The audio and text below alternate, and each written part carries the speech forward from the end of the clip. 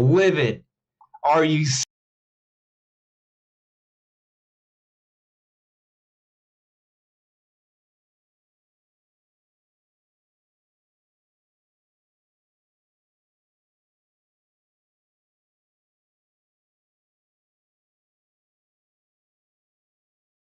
Why? Okay, my microphone's working now. Okay, my microphone's there. Sorry, guys. Oh, I'm livid. Okay, I'll explain in a moment. Just let me fix this. I'm fixing it. I promise. I am fixing this. Oh, but I am furious. Okay. I see the audio stuff now working. Cameron, do me a favor and don't say a word for a moment. Okay, it looks like the background music is there. Guys, let me know if you guys can hear the background music. Now, Cameron, say hello. Hello. Okay, I think it's picking up there. Guys in the chat, let me know if everything's working. Okay, good. Whoa, I'm so angry. Okay, firstly, before I talk about why I am furious, which may be obvious from those who were right here at the beginning, I wanted to congratulate Cameron on hitting 1,000 subscribers. So make sure to check out his channel. It is linked in the description below. Gamebird Classic. Give him a good subscription. Watch his content. Great Nintendo stuff. Keep up that momentum. Thank you so much. Yeah. Thank you so much, Andres. I know for a fact that you're a big reason of my channel growth, having me on the podcast, and I've gotten to meet some of your community, really nice guys. So I appreciate the shout out, and yeah, if you guys haven't checked out my channel, check it out. Yeah, and it'll be some Nintendo fun. Yeah, for sure. Yeah, dude. I mean, of course, like, when I met you, I was like, dude, this guy has great content. I would love to talk to him. And then when you came to the podcast, like, it was like, yeah, this is great. So, if you love that Nintendo discussion that we're gonna have here and we had before, definitely check his channel out because you're gonna get some of that there as well. But on to why. Well, first of all, okay, this is what we're talking about today. For those who don't know, we do a Nintendo podcast around 9 p.m. Eastern time every Sunday night for the most part. And we try to talk about Nintendo news, heavy speculation, rumor diving, and we go into lore and things sometimes and theories of that nature as well. But, it's mostly on news. News has been a little slow, but that doesn't mean there aren't things to talk about. So this week what we're going to be talking about is a Bloomberg, I'm not going to say report, but article that is locked behind not only a paywall, but also some other things that I can't necessarily get to. A lot of people can't necessarily get to without spending a lot of money and taking a lot of time and having certain connections. Maybe I might be able to do it, but the point is I'm not going to even bother to do it because I already know what it's about, basically.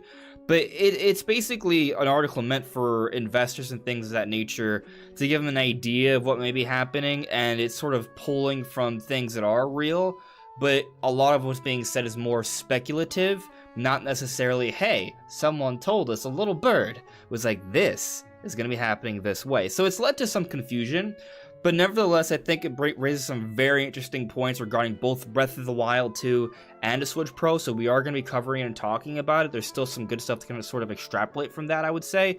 But just to be clear, it's not a report from Bloomberg. It's, I think, more of a speculative article that isn't meant for everyone, just its investors and such. So that's my basic understanding of that, but that's going to be part of the discussion here. This rumor, hence the quotes in the title, for Breath of the Wild 2 and a Switch Pro launching together for the holiday. So that's one thing. But we're also going to be talking about both Metroid and Mario Kart 9 this time around. As you guys may have noticed, I made quick little videos this week about those two things.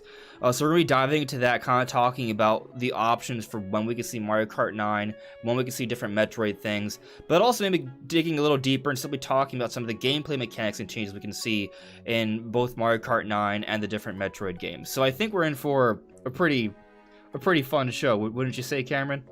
Oh yeah, it's going to be a good time. All great topics, fun topics. Yeah, so I think we're in for a good one, guys. For those curious, Brandon, for What About Nintendo, is feeling a little sick today, so that's why he's not here.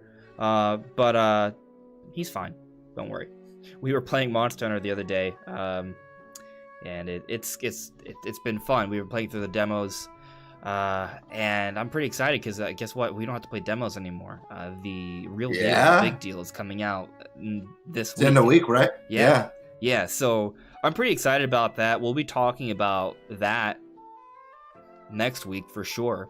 So look forward to that. It's a big game. If you guys have not tried Monster Hunter before or are on the fence, there is a demo that you can download right now and play. It has all the training stuff, the tutorial stuff. It has 3 different difficulty missions, 2 of which were available in the previous demo, but they added another one that involves fighting Magna Malo, the title cover monster for Monster Hunter. You have just 15 minutes to do it. This thing shoots out like purple smoke that explodes everywhere, and it has like this halberd tail that just slices and dices through your body, and you die very quickly. It's very, very, very challenging, but it's cool stuff, so definitely check it out.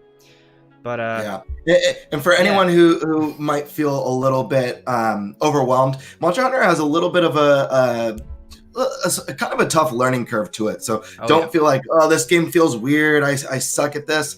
It takes time. Like, you got to get a feel for it. You got to practice. And sometimes it's just a matter of trying a different weapon, because the characters can feel dramatically different depending on what weapon type you're using. That's how it worked for me. I never cared. I just never thought Monster Hunter was for me until World. I was like, oh, wow. Like, I had never played with a hammer before. I really like this weapon type, and got super into World, and now I'm pumped for Rise. So yeah, dude, it's especially when you play with others, it can get a lot more options that way, and it's fun. That's part of why I'm so excited about this with Monster Hunter Rise. I'm gonna be able to play with you guys, and it's gonna be a good time.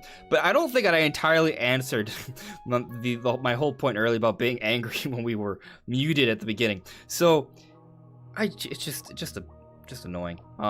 Basically, when I got into the call with Cameron, he saw that the lighting for my camera was just entirely off, and I was like, oh, this is weird. This never happens. Everything was done normally. It's just different now. I forgot all of my settings. I was like, okay, whatever. I'll fix this. Not a big deal. Then we go live, and I think everything's fine. And then I see some of you mention in the chat. Thank you for mentioning this, by the way. We hear nothing. Oh, let me see. Oh, every single setting is just gone for my audio. Why?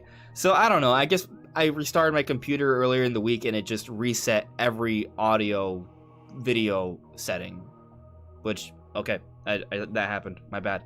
But we're fine now, so we're good. But let's check in with the chat here, and then we'll actually jump into the topics. Solidus, hello. Paul Dune, hello there. Ronnie Fazio, Super Chris, thank you for modding, my friend. Taker, I appreciate you bringing up that the sound wasn't working from very early on. Thank you. Flying Bangbos, thank you. Paul, thank you. All of you guys. Birdman, you had my back. Thank you for bringing that all up. I really appreciate it. Ronnie Fazio added me. I recently bought Dylan's Rolling Western, The Last Ranger, on my 3DS, and it's pretty fun. Do you think a new one might come to the Switch? That is an interesting question. I never got a chance to play Dylan's Rolling Western back on the 3DS. It was an interesting looking game. I think it is technically like a Nintendo IP, right? Yeah. So, and I think it was more. It wasn't like a full retail game either. It was like an eShop title, if I remember correctly. Yeah. I don't know. I mean, I think we should see more games like that on the eShop. I would love to see some smaller releases like that. So, you know, it'd be nice for that to happen. I'm not going to say it's not going to happen. I don't have any information that's suggesting it will happen, though. But that doesn't mean it can't. There's a whole bunch of things Nintendo's working on it all the time, right? There's a potential that we get a few different unused IP from Nintendo this year or next year or the one after that. And we won't. Yeah. It'll be out of left field, right? I'm still waiting for that curveball F-Zero game, but you know, someday I'll stick through. Right. So I would say that it's in the realm of possibility that does happen at some point. Yeah, I'm not exactly sure the studio that worked on that one, and I never actually played it, but I think there's an opportunity at least for maybe that game to find its way onto the Switch, as well as the possibility of other 3DS titles bleeding their way into the eShop at some form. You know, we just got Bravely Default 2. I think there's a possibility to port the first 2 games. Yeah. As well as stuff like Ever Oasis that was kind of later in the 3DS That game. life that I think that was very interesting. Going to get home. So we'll see. Yeah, I would love to see Ever Oasis. That was a very interesting game on 3DS. And it's interesting because like a lot of those games were on the 3DS, and relative to other games on the 3DS, they're pretty impressive and ambitious relative to other games on the system, right? So imagine if they were to have similar style or similar levels of effort, but relative to what's on Switch now. Like, there could be, you know, in theory, we could have a nice flurry of some new IP or relatively new franchises have some other entries. That'd be pretty cool. Right. Yeah. Yeah. I mean, what's Grezzo working on now? Maybe another Zelda game or maybe something else, you know? So I would love to see what they can maybe pull off. Lock. Andres, blink twice if you have the top secret Metroid Prime 4 review copy.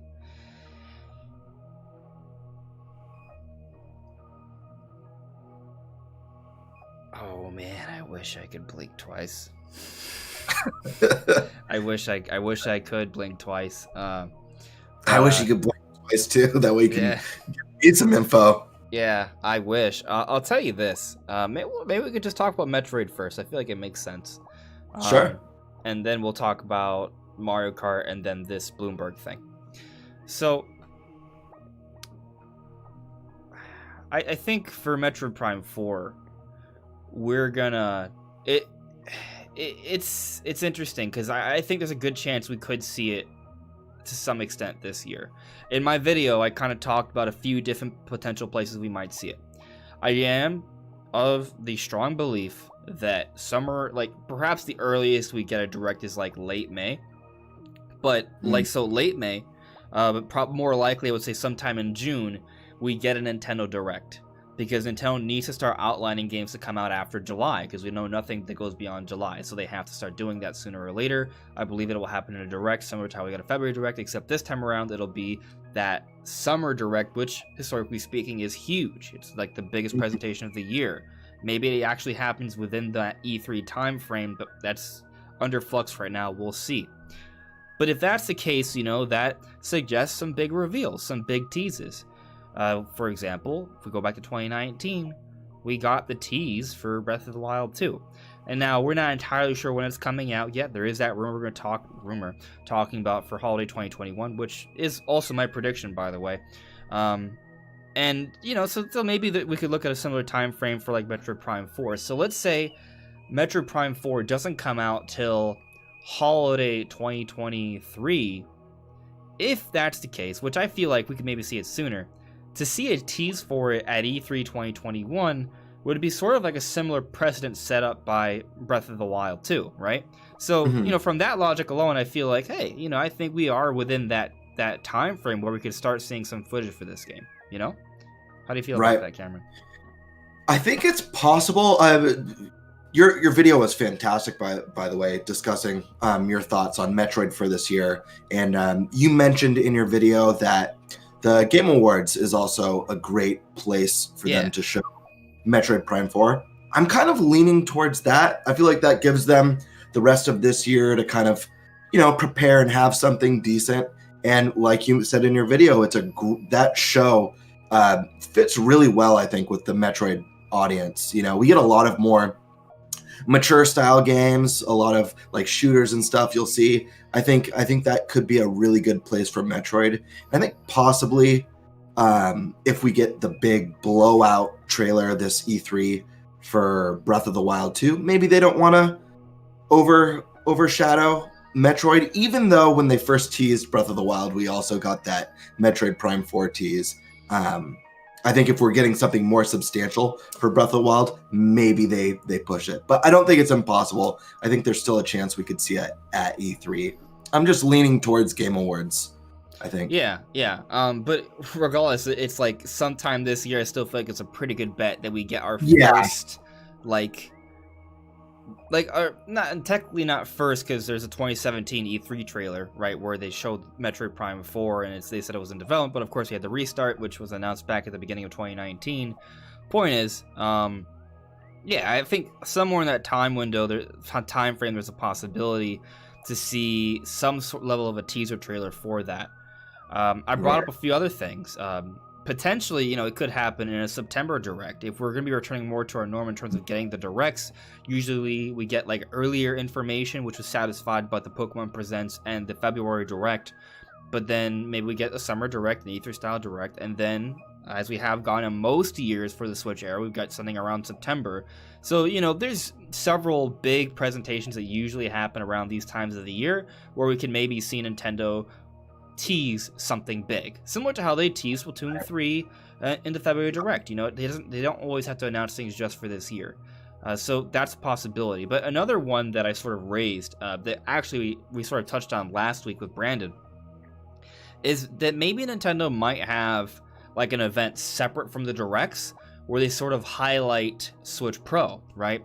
Now, I'm not one of those people who thinks that this system is going to be a PlayStation 4 Pro in your hands. Like, that might be a little bit too high of an expectation, but I think because of new technologies and such, and just Nintendo needing to improve upon some things, this revision is definitely going to still be a premium device compared to what you have on the base Switch, and it's going to make games look and run better. I think you may want to have a 4K TV for this system. I'm not denying that, but there's a difference between upscaling games using some sort of new technology, maybe DLSS 2.0, versus like being this massive box condensed down. No, I just don't think that's what's gonna happen. But either way, though, because this system's gonna be something that will be pretty impressive for compared to how we have Switch games now, they may have a separate presentation for this. And if they do, they may want to highlight some games that take advantage of the system, like Breath of the Wild 2, like maybe Bayonetta 3, maybe a new Xenoblade game or something from Microsoft, or maybe a Metroid Prime 4. It could be a good opportunity to give us a taste of what we could see from Metroid in 4K. So, you know, that's like another possibility. But also, this event may not happen. They may just have like a 7-minute overview trailer that drops saying, hey, look, this Switch Pro is coming out this time. It plays these games. And maybe we still get a teaser at E3, you know, like that for Prime 4. Like, there's varying ways it could sort of happen. But point is, between the Summer Direct, the September Direct, Game Awards, and theoretically when they reveal a Switch Pro, those are all grand opportunities to maybe give us a teaser for Prime 4. Right. Yeah. I think I'm kind of leaning on the side of like we'll see Breath of the Wild around E3 time, and we'll get that coming holiday 2021, and then later in the summer, like September-ish, we'll get maybe a special direct, like Nintendo announces, hey, we have a special announcement to make in a direct, yada yada, and that's the Switch Pro, Switch XL, Super Switch, Switch Plus, whatever it's called. It's that new hardware direct, and at the end of that, where they go over the new hardware, all of its features, what makes it different, it ends with, we've got one more thing, and it's the release date trailer it's the final trailer for Breath of the Wild 2, where we get the release date that they both launched, November. Like day and date, right? Exactly. Day and date in November. And then I think that's a fantastic opportunity if some of these leaks and rumors are true that the Switch Pro is really coming out around holiday time this year or by the end of summer. It's fantastic because we now know that this new hardware is coming with the juggernaut that is Breath of the Wild 2. And then at the Game Awards, they show off Metroid Prime running in, you know, the 4K dock. Yeah. And we're like, oh my gosh, we're getting Zelda day and date with this, and Metroid Prime is taking advantage of the Switch Pro features. It's like a 2-hit KO. I don't know. I think it makes a lot of sense. Right. I actually really like that. Like, I can kind of envision what you're saying. So like E3, right? We get basically Nintendo outlines their holiday plan. Like, everything between August and December, we learn about what's coming in that window. Maybe we don't get like the exact day in the month, but we learn the release month for all of Nintendo's games. They make several announcements because if you look at what we know so far, it's very little. And I think it's actually going to be pretty stacked because normally when you have Nintendo releasing hardware, they have some big games to come out in a short time period. Now, 2019 had a lot of games. Mario Maker 2, Fire Emblem, Astral Chain, Daemon X Machina, Dragon Quest XI-S, Luigi's Mansion 3, Pokemon Sword and Shield, Link's Awakening Remake. That all happened within like 7 months of each other, just for the record. It was huge. So I think something like that could happen again this year. But basically, so at E3, they announced those kinds of games, right? And then like the first half is about all the other announcements. And within that first half, they do announce at least one Metroid game. I'm thinking the 2D Metroid game, right? And then they also say, hey, look, we have this new Metroid game. We're really excited to present it to you guys. It's going to be a fun game. It's coming out this year, maybe August or September, right? But then they also say, hey, look, I know you guys are looking forward to Metroid Prime 4. Development is going smoothly. We'll talk about it at a later date. Basically exactly how they presented Age of Calamity and Skyward Sword HD. And they would say, hey, look, we know you're excited for Breath of the Wild 2, but we have something else from this franchise instead to show off now. Wait for more news later on. That's what I'm sort of expecting for Metroid news this E3 time, right? But then that second half, the direct, to your point, Cameron, it's like a huge Breath of the Wild 2 blowout, maybe a couple other Zelda anniversary announcements as well. And that's what happens then. There's a whole bunch of Treehouse footage showing off Breath of the Wild 2. Even if Breath of the Wild 2 is not a holiday game this year, they still should probably do that this year if it comes out to close the fiscal year. So like either way, we sort of expect like Breath of the Wild 2 blowout information this summer. But then afterwards, later on in the year, to your point, we have maybe some sort of presentation that talks about the Switch Pro after E3, so late summer probably. And then maybe they potentially, like to your point, they give us like a final release date trailer for Breath of the Wild 2 coming out in November. I could see Nintendo maybe having a few more trailers throughout the year. Maybe it's not like the final one, but still, like that's a good potential that can maybe happen. And then once that all comes out, come December, once we're already enjoying Breath of the Wild 2 and the few who could get a Switch Pro because of scalpers and such, in December, what Nintendo could do, now that they have a 4K capable system, they can make some other potential announcements taking advantage of this. Nothing exclusive for the record. You and I don't think Nintendo will do any exclusives. Like some third-party stuff, but nothing Nintendo. Right, yeah, I cannot, especially with like their big franchises. Anything Mario, Zelda, Pokemon, anything like that, like there's no way they're going to divide that audience. Like, well, sorry guys, only the people who got the limited Switch Pro can buy Mario. Right, They're never going to do that. And this technically goes into Switch Pro stuff, but there is that whole semiconductor shortage thing that is probably going to be at least a hurdle for them. Some people have been estimating or predicting that because of that, there won't be a Switch Pro this year.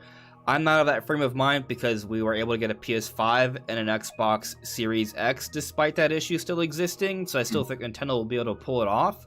But either way, though, maybe that does limit the amount of supply, right? So in other words, it's going to be hard to get this. I plan on making a in-person pre-order. Online pre-orders are just going to be impossible. So, with that. But going back to my point, or your point, or both of our points in reference to how the year could pan out with Metroid reveals. We get the 2D Metroid at E3, and then Switch and Zelda are shown off throughout the year. But then come December, once we're already playing Zelda, we have this 4K system available. At the Game Awards, we get some Metroid announcements. Maybe they do a thing kind of like what they did with Bayonetta, where they give us Bayonetta 1 and 2, right? And that's coming out early next year, and then they show off Bayonetta 3, right? Well, maybe they do something for Metroid like in that way. We get a confirmation of Metroid Prime Trilogy, 4K or HD, just something. Maybe they don't call it HD or 4K. They just call it like Metroid Prime Trilogy Deluxe or something, right? And it comes out maybe early 2022, like in that first 6 months of the year or first 3 months of the year, a nice early 2022 title.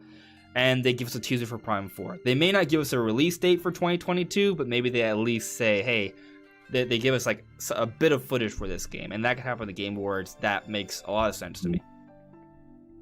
Yeah, I agree. I think really showing off, like, a 2D Metroid doesn't need to be shown off near Metroid Prime 4. Prime Trilogy pairs way better with that. So, and again, the Game Awards it feels right to me. And we'll already have played the 2D Metroid by this point. Most people have enjoyed it because it would have hypothetically come out around August or September. So Metroid's already fresh in the minds of gamers.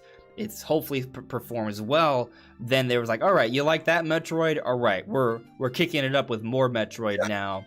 Enjoy. It seems like such a good. It's such a good franchise to show off more powerful hardware as well. Yeah. I mean, I think Zelda definitely works for that, but Metroid Prime was like that was the game that really pushed the GameCube hardware. And that game looked better than most stuff that was out on Xbox and PlayStation 2 at the time. Yeah, for sure. I mean, Metroid Prime, I feel like has aged relatively well. It's such a beautiful game. And what's fascinating about Resident Evil 4 is another one of the better looking games on GameCube. But Metroid Prime, what's fascinating about it is that it has like a semi-realistic art style, and yet it still seems to have sort of held the test of time a little bit. Yes, it does show its age. I'm not saying it hasn't shown its age, but compared to other games that came out at the time that had a semi to realistic art style, it kind of blows them out of the water. Metroid Prime's held up pretty darn well. So yeah, it's a beautiful game, and I definitely think that all the Metroid Prime games will serve to showcase improved visuals for sure. But let's kind of transition a little bit away from, unless you have anything else to add in terms of like when we can see these games. I'd like to sort of transition to kind of like gameplay sort of expectations here. Yeah. I think we've said, you and I kind of line up with our thoughts on what we can expect. I think we both have really realistic ideas given Nintendo's history and the way they usually make announcements. So yeah, I think we can move on to the next part. Yeah. So, you know, I remember like before, like I'm just like going back to like 2018, my thought process was kind of like thinking about, all right, what should we expect from Metroid Prime 4? How is it going to change and evolve this series? But then when we got the restart, it's just kind of like, oh, well, we're so far away. It's like, why even debate that right now, you know? But I do feel like when it comes to Metroid Prime 4, we're going to see some changes. Like, firstly, the original Metroid Prime on the GameCube you didn't look around. It wasn't a dual analog style of control. The right analog stick on the GameCube was actually used to change around your beam attacks. You just moved around with one stick and looked around with one stick, but if you wanted to aim upwards and stuff to stop, you would have to like press R and then you would stop and look. So it was a very different style of gameplay. There was still a pretty good lock-on system, so you still were able to move around and strafe while shooting, but it was, you know, it was a very different style of play. But of course, when the Wii came out, they changed that up because they offered Prime Trilogy, where you could play Metroid Prime 1, 2, and 3 with the Wii controls, which effectively had that second analog, except it wasn't through a stick, it was through the cursor, but that allowed you to move around and aim at the same time very quickly in an intuitive way. But so with that in mind, looking at Prime 4, I feel like one thing for sure we're going to see is that there's going to be an option to do it without motion controls. So to me, that suggests that we're probably just going to get dual analog controls. I don't think they're going to try and emulate the style of the original GameCube game. I think they're going to just give us dual analog controls and maybe assign like beam options to different face buttons or the D-pad. Yeah, I think so too. I think they're going to design it for dual analog.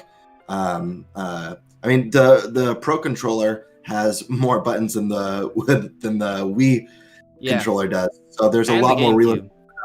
Yeah, and the GameCube. So there's a lot more real estate for them to, you know, have all your different power-ups and, you know, really fine-tune the controls. Yeah, do you think they'll offer pointer controls with the separate? Yeah, absolutely. I think they'll do both. They do both. I think that's what they would do. Yeah, I mean, they've done it with the different games. Like, they had that option for Mario Galaxy in 3D All-Stars. They have it for Skyward Sword HD. And I think that was like a big sticking point for people, like a conversational point or a point of contention for a lot of fans in terms of what Nintendo would do with Skyward Sword. A lot of people thought Skyward Sword wouldn't even happen on Switch. Some people thought they would just have motion controls. They wouldn't add like, you know, standard controls to it. And then, you know, we sort of debated, well, maybe they would, and they did. They gave us the conventional controls, what improved upon thanks to the Joy-Cons in Skyward Sword, but we're also getting a way to play the game without motion controls. So I think that with that in mind, Nintendo's very willing to do something similar for Metroid Prime as well. Of course, it does partially come down to the developer that's working on it, but I feel like the precedent's already been set. It would be weird to see Prime Trilogy not have both options. Yeah.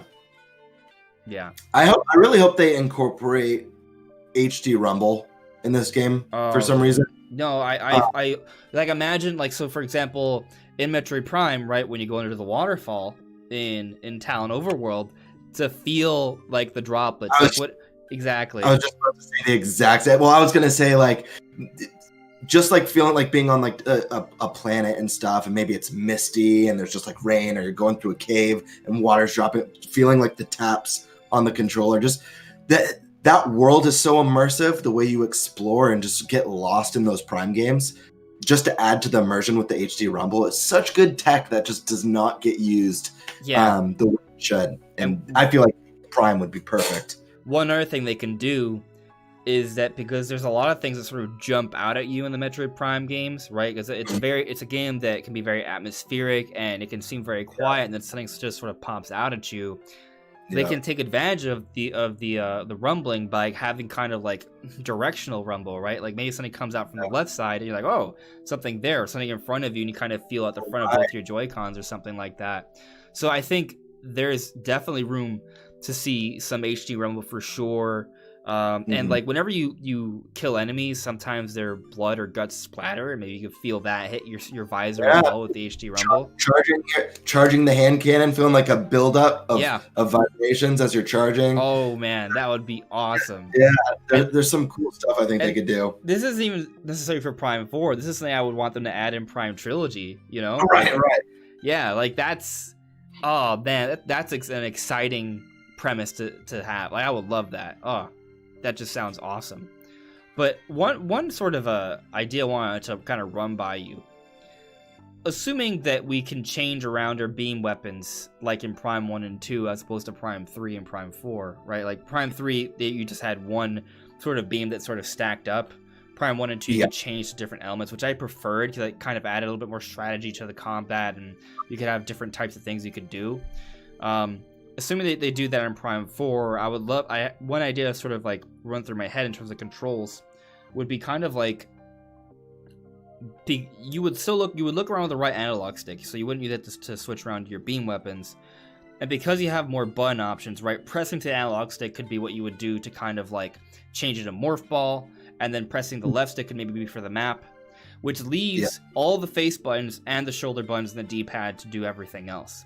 Right, so one could be used for locking on. That still leaves 3 shoulder buttons. One could be used for missiles. That still leaves 2 more. One could be for jumping. So then you still have one whole of the shoulder button and the face buttons and the D-pad. So maybe there's still so much more that could be added there. Maybe one's used for the grapple beam potentially, which is like a lasso or a tether. In case you're not familiar with the Prime games, basically like, oh, there's a space over there that I can lock onto and kind of tether. That's what it would be for. Or potentially, well, not the screw attack, because the screw attack, you would just kind of get into the air and just do more jumps. So that could still be the same, basically. But if you do all that, and you could use a D-pad for any other little thing, you still have 4 face buttons that are untouched. Do you see where I'm going with this yet? What if each face button was a beam weapon? So you could just be like, just jump, transition between them seamlessly. Yeah, that would be really cool, actually. And what if they pull a Breath of the Wild, and you actually have all the beam weapons from the beginning? So you have the traditional ice beam, plasma beam, power beam, wave beam, but throughout the game, each one evolves, and they gain more properties. That would be really cool. Because it would be weird to start the game and not have each face button available for use, you know? Right. Yeah, that would be cool. I mean, I'm all about I'm all about the upgrades and like having a move that's really cool, but then it has like 3 different versions of it that build upon what it already does, you know? Yeah. So I mean, I think there's some potential there, especially like if you have all the face buttons right next to each other. Imagine like combining beams. Like what happens when you combine plasma and ice and you just press X and Y at the same time or something? Like that would be, it would be super cool. different elemental combos that you could do for. Yeah, that'd be really cool for puzzles and for different enemy types. Yeah, I like that. Like like maybe like some kind of, it would cause like a haze. Like, so maybe if you need to escape, right, that combined that like the ice and plasma beam creates like a mist that you can sort of hide behind, right? Or maybe like the power beam and wave beam, when you combine those, it creates like an electrical trap. Just Right. like just different. I'm just spitballing ideas here. It would be really fun to see. So I would be I think that'd be really cool. I'm kind of hoping they do. Man, it's hard because I already feel like in a lot of ways the Prime games are pretty perfect. But I'd love to see them add a little bit more of just because it's it's been so long and we're on new tech, a little bit more cinematic elements to it. And maybe this is a poor comparison, but like I think of games like the Tomb Raider reboot or the Uncharted series, that have like these moments where, I don't know, like Uncharted 2, you're like climbing up the train and stuff. Obviously it's a third person game. Yeah. But seeing like some cool like terrain destruction where maybe Samus is like sliding down and you're in first person and having to shoot stuff as, whatever, there was an eruption on the planet. Just like some really intense like cinematic moments in the game I'd love to see. I'm not necessarily opposed. It kind of obviously depends on how it's done, right? Right. Execution is critical here. But yeah, like I think of some of the moments we had in Metroid Other M. I don't know if you got the did you play Other M? I played, yeah. So if you remember in Other M, you had moments where you would grapple with a space pirate and you would just shove like the cannon like inside a beast, or even in Samus Returns there were some of those moments as well with the melee attacks, and you would go into like these like little scenic moments where you would brutally murder your enemy. I would love that. And actually, I see a super chat here from Taker610, which I think goes along with what we're saying. Doom Eternal style glory kills in Metroid Prime 4 or too much? Like, I don't think necessarily too much, assuming you don't just like rip open the skull and you just see brains everywhere. Like, there's a way to do it to where it's not rated M and it's still rated teen. Like, you could still get like right up close and personal with a space pirate and just donk its head, right? And maybe see a couple like alien guts pop out. As long as it's not red, you can get away with the teen rating. So, I think, yeah, you could do something like that for sure. That'd be really cool. And I'm just talking about combat. I think you mentioned like other things, not necessarily just for combat. Yeah, not just for combat, just some like moments that there's kind of a beauty in a lot of those quiet moments in the Prime games where you're just hearing, the raindrops, or hearing some of the wild and you're exploring. But like every now and then, like something goes wrong, a reactor that was an old reactor on the planet blows up, and there's those moments where you're being timed and you have to escape. And with just the new technology, like the new age of gaming, to make these moments really tense and cinematic, even if it's just brief cutscenes that we're getting that just feel really, I don't know, you get what I'm saying. Yeah, no, for sure. I would love to see little things like that. Like, I can, like, to your point, like, imagine, like, just sliding down a hill upon a mountainside, and then you can take a moment to kind of look to the side and just see this scenic sort of path as you go through. Like, I think there's little opportunities like that for sure. I would love to see that. But kind of one other thing that we didn't really mention yet is a melee attack. I think when I was talking about like potential button options, you would still have another shoulder button left, so maybe there could be like a melee attack there, right? And that could sort of lead to a lot of like the glory kills, as Taker suggested in the super chat, which, by the way, thank you very much, Taker, for the super chat. But that's like, something else they could do. And maybe it's not even necessarily a melee attack, but more like an action button that could maybe lead to more sequences like that potentially. So there's different ways they could handle that, but I don't know. I think there's a lot of potential with the Metroid Prime 4 because they're going to reassess how the game is. Like, I think they'll still stick mostly to the roots of what Metroid Prime is, but they're still going to find ways to evolve that, right?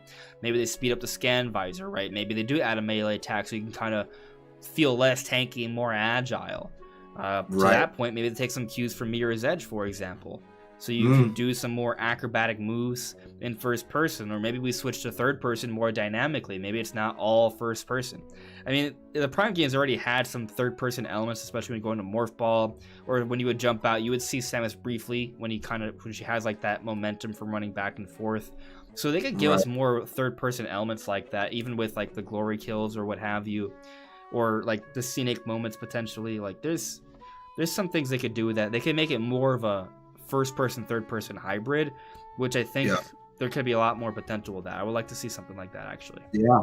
And you know, Samus is she is one gnarly bounty hunter, but you know, she's not invincible, so it would be cool to see some moments where like, oh man, like what's gonna happen to her right now, or like this is bad, you know.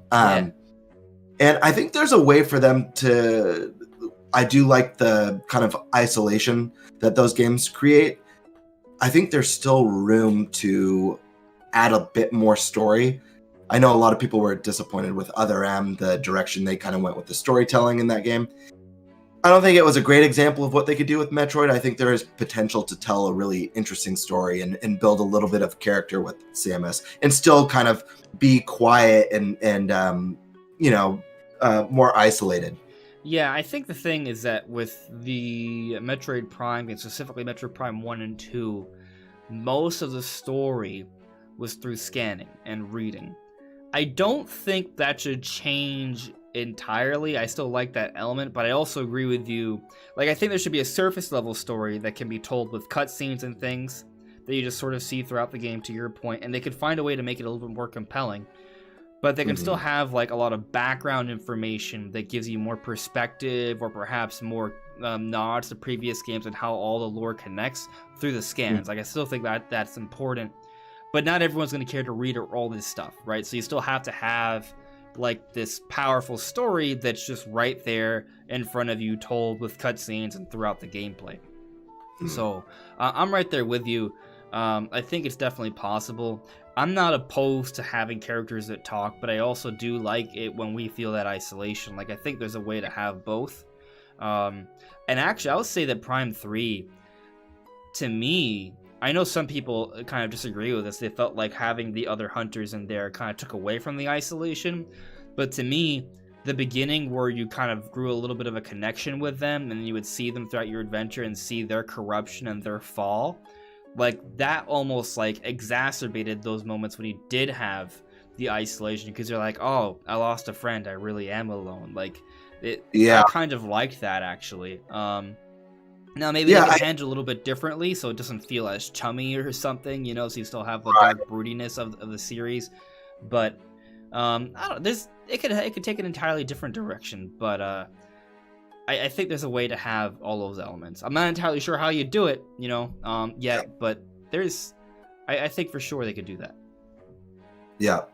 Yeah, I mean, even if they do something as subtle as, like, they did this with, like, the first couple Dead Space games, where it's kind of like you on your little Kodak just, you know, reporting to someone, or that's a good point. Updates. Like, I think that's a good way. That's very non-invasive. Doesn't take away from the immersion. You still have that sense of brooding isolation and loneliness. But yeah, I think there is some balance to be found with telling an interesting story, but still kind of preserving what made the first couple games so great. And some of that could be tied to scanning, though, right? Like, I think some people might complain about the scanning in Prime games because it can slow down the gameplay. Like, what if scans were sped up a little bit, where you lock onto something, and as you're locked on, still in combat, it's slowly scanning, right? Because if you play the Prime games, there was already an element of locking on and kind of waiting, because you'd be charging your beam and you'd see the dial sort of go up. They could have like another dial for scans. And then when it scans, you could have it set up to where you have someone sort of narrate what's going on with that enemy. you know, or like with the logbook stuff, or to your point, simply reports of what's going on that can kind of tell more of that story, while you can still sort of maintain the gameplay, and that can speed things up a little bit. But if you really want to dive even deeper to what's going on, you can still pause the game, look into your logbook, and see all the extra little details and read all that extra lore. Because you wouldn't want them just to give you a whole monologue either. But like little tidbits, right? Like if you're fighting a giant boss enemy, and as you scan, it's like, oh, we detect a little heat signature right here, maybe, you know, and maybe that's like a hint towards maybe you shoot it with an ice beam in that area, see what happens. So maybe something like that they could kind of play around with, which I think should maybe be optional, by the way. But you know. Possibilities. I'm in the camp of I really love scanning stuff in those games. Yeah. Especially I get the completionist bug, so I'm like, I gotta scan everything. Yeah. You know? That's my thing. Like I want to scan everything, but also scanning everything can kind of take away from the adventure a little bit. Yeah. So if they found a way to sort of make it more seamless, that would kind of satisfy both ends. So I would like to see something like that. But we do have to talk about other things. So is there anything in particular you want to mention about what you would like to see gameplay-wise from the Metroid games before we move on? I guess the big thing for me, Metroid in so many ways is about discovery and exploration. And I just want to... I'm really hoping for some really cool, new and unique ways to explore wherever Samus is taken in this next game. As well as, like, I'm excited just to see what Metroid Prime is in the next generation, like how they kind of evolve the series while maintaining the staples. But I guess like just the exploration is what I'm really amped about, and I want to just see new ways to explore whatever planet or space station wherever we are, and some cool new games. You know, I'll actually say we didn't really talk too much about maybe 2D Metroid stuff, right? I honestly feel like Samus Returns is a good representation of what I would like to see for another 2D Metroid. Like, I feel like they were kind of on the right track with that. I actually really liked the melee attack. I thought that was really cool because it did speed up the gameplay a little bit, gave us more options. Maybe they could kind of build upon that a little bit more. But another idea is maybe they could kind of blur the lines a little bit more between 2D Metroid and 3D Metroid. Because there was already a couple cutscenes in Samus Returns where they would show Samus in first person for cutscenes. Maybe they have a little bit more of that, you know? That'd be kind of nice to see. And maybe there could even be something to the idea of scanning things around or having like that computer that kind of gives you updates throughout the game. It doesn't just have to be for Prime games. It could be in the 2D games as well. Like, why not? You know? Right. So, you know, just maybe something along those lines, like some other elements we've seen in the Prime games that they could maybe implement into the 2D games, or maybe there's something else that they could come up with and make things interesting. I mean, like the melee attack I thought was nice, so I would love that for them to kind of think of more things to sort of advance the series for sure. Yeah, I'm trying to remember. Was it a finisher move or was it a parry? I can't quite remember. It has been a couple years since I played it. I think when you're standing, you can just press the melee button. You just, you know, from what I remember. But depending on the timing of things, you could straight up just like parry and attack, and it would launch into some sort of like cool little scenic finisher or something. Yeah, what was cool about that was it really showed off how dangerous Samus was, like even at close quarter, and like kind of gave her an extra element of speed, you know, that you normally didn't see in the 2D games. Right. Yeah. For sure. I'm right there with you because Samus is agile. She's not just a tank. So maybe they could kind of think of more things along those lines.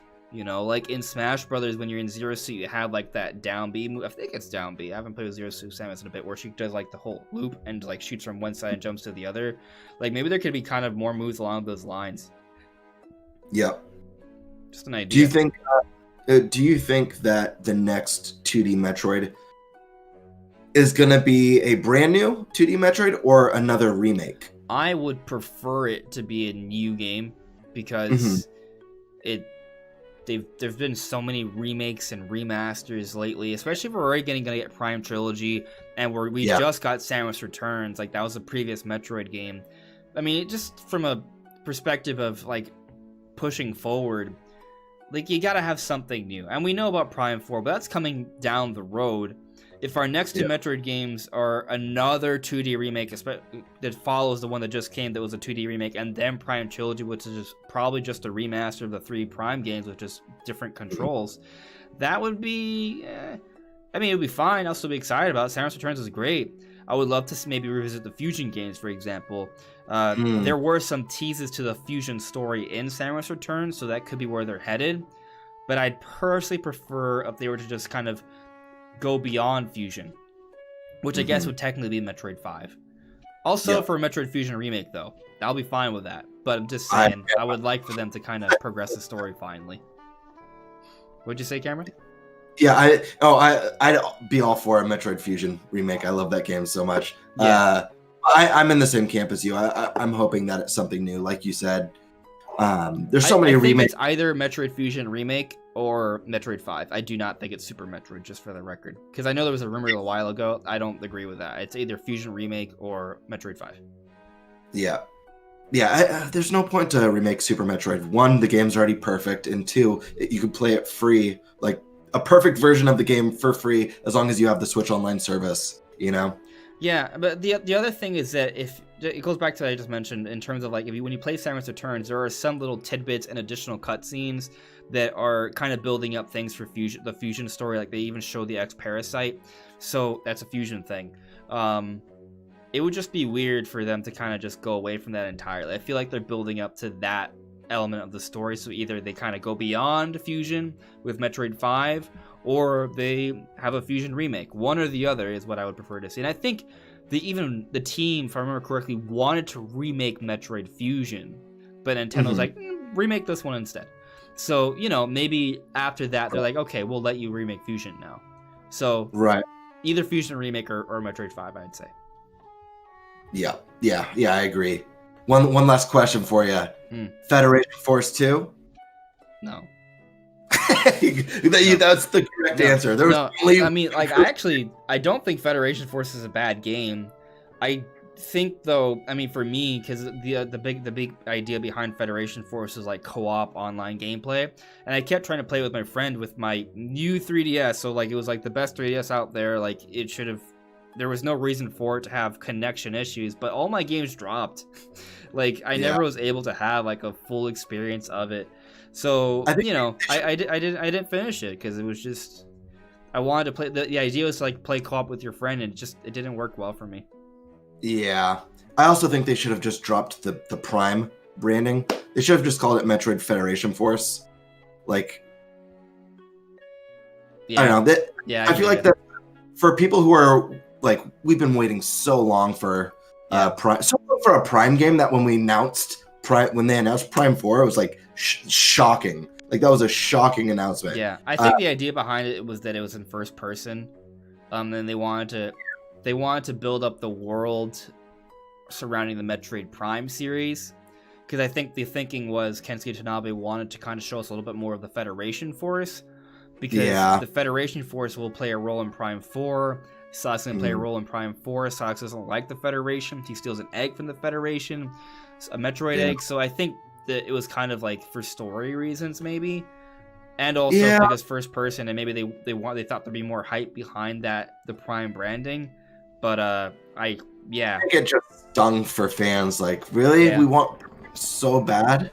Like, imagine if there was a rumor that was saying, "Oh, there's another Metroid Prime game coming," and then they see that, like, right? So, yeah. But we got to move on. So let's check on the chat real quick, and then we'll move on with the topics here. And of course, we can come back to Metroid stuff. If you guys have questions or anything like that, we can get to that too. So there's a lot of comments here, so if you guys don't at me, I might not get to the question, just for the record. Guy you don't know, the melee counter is a defensive move. I heavily agree. I want a brand new 2D Metroid game. Yeah, I think a new 2D Metroid game would be the most exciting. And then 10 Josh, I actually want a new Federation Force in a more gritty style like Halo ODST. You know, see, that's something that I think part of the reason that people were upset with Federation Force is because it had a chibi style. Yeah. And I do think part of the reason they went with that style is because the 3DS just isn't a very powerful system. So they picked an art style that was easier to sort of achieve their vision, I suppose. But, moving forward, we have better technology. Maybe they could do that, especially if they have a Prime 4 engine already set up. They could probably maybe revisit Federation Force, as long as it's clear that it's meant to be like a spin-off sort of thing. And I mean that's what it is. Federation Force is a spin-off.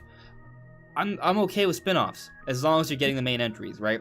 We got Breath of the Wild, awesome. We got Link's Awakening remake, awesome. Now we get Age of Calamity, fine. We're getting Breath of the Wild and Skyward Sword relatively soon. Like, that's okay to get the spin-offs as long as we're getting the main entries as well. The problem with Federation Force is that was it. The future was so uncertain. Right. We just had no idea if it was ever going to happen. Yeah. And the chibi art style feels very tonally different than what we had before. So yeah, and that's the thing. Like, Metroid is a little bit more of it's a grittier series than most Nintendo franchises. So when they go away from that, it's like, but no, that's not what Metroid is. So yeah, I think a lot of us are in agreement here. Federation Force can be good, but a different art style on better hardware with better online multiplayer functionality, with mainline Prime Metroid games and Prime games coming out, that's fine. But get to Metroid Prime 4 first, get to Prime Trilogy first, get to this 2D Metroid first. Then, if those are all successful, we can start talking about some spin-offs, provided we also know Prime 5 is on the way. But, that it's all good. I'm all for more Metroid, and I think we're gonna get more Metroid because I think these games are gonna do really well. When there's strong sales, you know what they're gonna want to do? They want to make more Metroid games. So, I'm fingers crossed that we do eventually get a Federation Force, because that's what it would mean. Let's see here, Josh Coleman. I had a very interesting dream about Breath of the Wild 2, where we wore a mask and social distance, and the world was Xenoblade Chronicles 2. That's hilarious. That'd be funny. Xenoblade Chronicles 2 has some beautiful worlds in there, so that probably was a fun dream. There's a couple other interesting comments here. So, Locke, imagine a group of Federation troopers stuck on a planet like the pirate homeworld without the mech suits. Oh, yeah. It would be more of a survival kind of game, which could be really cool. Maybe kind of very like zombies-esque, Resident Evil-esque. That'd be fun. A couple other more questions here, or points brought up. Guy you don't know. I think the X-Parasite scene at the end of Samus Returns is more of a nod to Fusion. I don't think it was meant to build up to a Fusion remake. You could be right. There's also some interesting concept art that's also in the game that suggests some very interesting story as well. Like I said, I would prefer to see Metroid 5, but I would settle for a Fusion remake. Yep. This here, Locke added me. How do you feel about a voiced Samus in Prime 4? It's fine. I'm not against voiced characters. I want Mario to talk. I want Link to talk. I want Samus to talk. How it's done is important, though. So, and actually, one of my biggest problems with Breath of the Wild, and it's not that I have too many problems with Breath of the Wild. Breath of the Wild's great. I think it's one of the greatest games of all time. I think the story, though, could have been done a little bit better. Like, there's a good story, and there I just think the way it's presented isn't quite right. And I think part of the problem is that because Link doesn't talk, you basically just get monologues from characters where they expect a response from Link, but there isn't ever quite a response. So some of the dialogue in Breath of the Wild with the flashbacks is a little awkward. So I think Link does need to talk a little bit. I'm not asking for monologues from Link here, just something. I think that will be fine. And the exciting thing, to me at least, about Breath of the Wild 2, Breath of the Wild 1, I should say, is that they actually gave us a reason why Link is silent. Like, there's finally like an actual canon story reason why Link is silent, at least for Breath of the Wild, and that's because he took a vow of silence because of all the pressure of being the chosen hero amongst all the people. But now that everyone's dead, that vow holds little value. Like, sure, you play Breath of the Wild, you don't interact with too many people, so there's very little actual, like, present-day cutscenes or important characters you would have to talk to. Like, I'm not even asking for voices, for him to have dialogue during cutscenes. Like, if it's just, like, NPCs, side quests, there doesn't have to be a voice for that. But, like, the actual cutscenes, I think there should be voice. And even Breath of the Wild 2, because there's, you know, maybe Link is finally no longer has that societal pressure anymore because of everything that's happened, and he's developed and things of that nature, maybe he does start talking again. And I think that would be a very hype thing. Imagine we get a trailer that's hyping up Breath of the Wild 2 before its release, and they close out that trailer with Link saying something. Like, maybe he just screams Zelda, like, to save her. Like, something basic like that, but it would still be really cool. So I think there's a way they could do it. I don't need him to talk a lot. It's just enough to where it makes sense for dialogue with other characters. Yeah. I welcome voice acting with open arms, especially with Samus. I think she's a great character. Like you said, she could be kind of a silent protagonist where, you know, she says stuff, but is very quiet and still kind of brooding.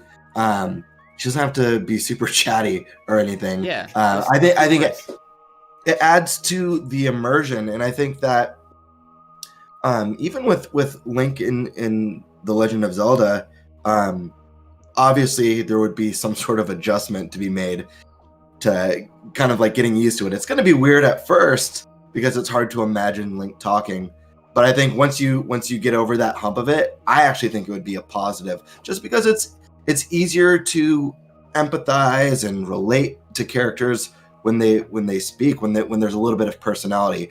I think Wind Waker is a great example of him being silent and still having tons of personality, because he was so animated, it was so cartoony, he was so expressive, that being silent in that game was like, he has such a strong personality. Except he had some lines though in the Wind and Earth temples when he was working with Maker, and I forget the girl's name. I forgot the girl. Medley. Medley. When he's working with them, he's like, "Hey, come on!" Like, whenever you interact with the characters in the that's true. It's small little stuff, but that never bothered me. It fit his personality. It was entirely fine. Now it would be challenging to find an appropriate voice during cutscenes. So I'm not saying it's easy, but I do think it can be done. And to your point, there may be a bit of a transition. So for sure, there's going to be some fans that are not going to like it. People are afraid of change. I get it. But I think it's ultimately for the better, especially when it comes to kind of storytelling. Because if you just have monologues, it just doesn't work. Like, Breath of the Wild was the first voice-acted Zelda game, so they haven't had that issue before. But if they want to tell a good, strong, compelling story moving forward and still have voice acting, I think you need to have some dialogue with Samus. But going back to the question, because I realized that I just talked about Link, but for Samus, I think but the same thinking applies for Samus and Metroid as well. Like, if there's gonna be other characters that Samus interacts with, and there's gonna be voice acting, I think she should talk. But at the same time, it doesn't have to be much. And if you're gonna be alone most of the time anyway, you don't have to really say much at all, right? But maybe like at the end of the game, she just says like, "Oh, it's time to go," or let's end this," or something like that. Like, quick little one-liners throughout the show, or one-word responses that sound epic and cool because she's a badass. Like, stuff like that, I think they can do.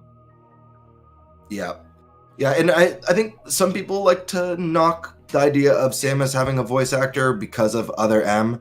I don't think Other M should be what you use to gauge whether or not Samus should have a voice actor. I don't think that is a good representation of the possibilities of what they could do with her character. Yeah, I mean, just because someone tried, a developer tried something in a game doesn't mean that idea is bad in other games. Like, Star Fox Zero has bad motion controls. That doesn't mean all games have bad motion controls. Splatoon is incredible because of gyro aiming.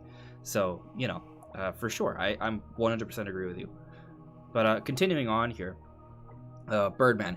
Here's what Nintendo's going to do with Prime 4 release. Pre-order bonus, and bonus would be a HD remaster Federation Force. Oh my goodness. I would play it, I guess. I'd love that actually. I still have my GameCube pre-order bonus of the Zelda collection you got for pre-ordering Wind Waker, and I still visualize that as like the best pre-order package to date.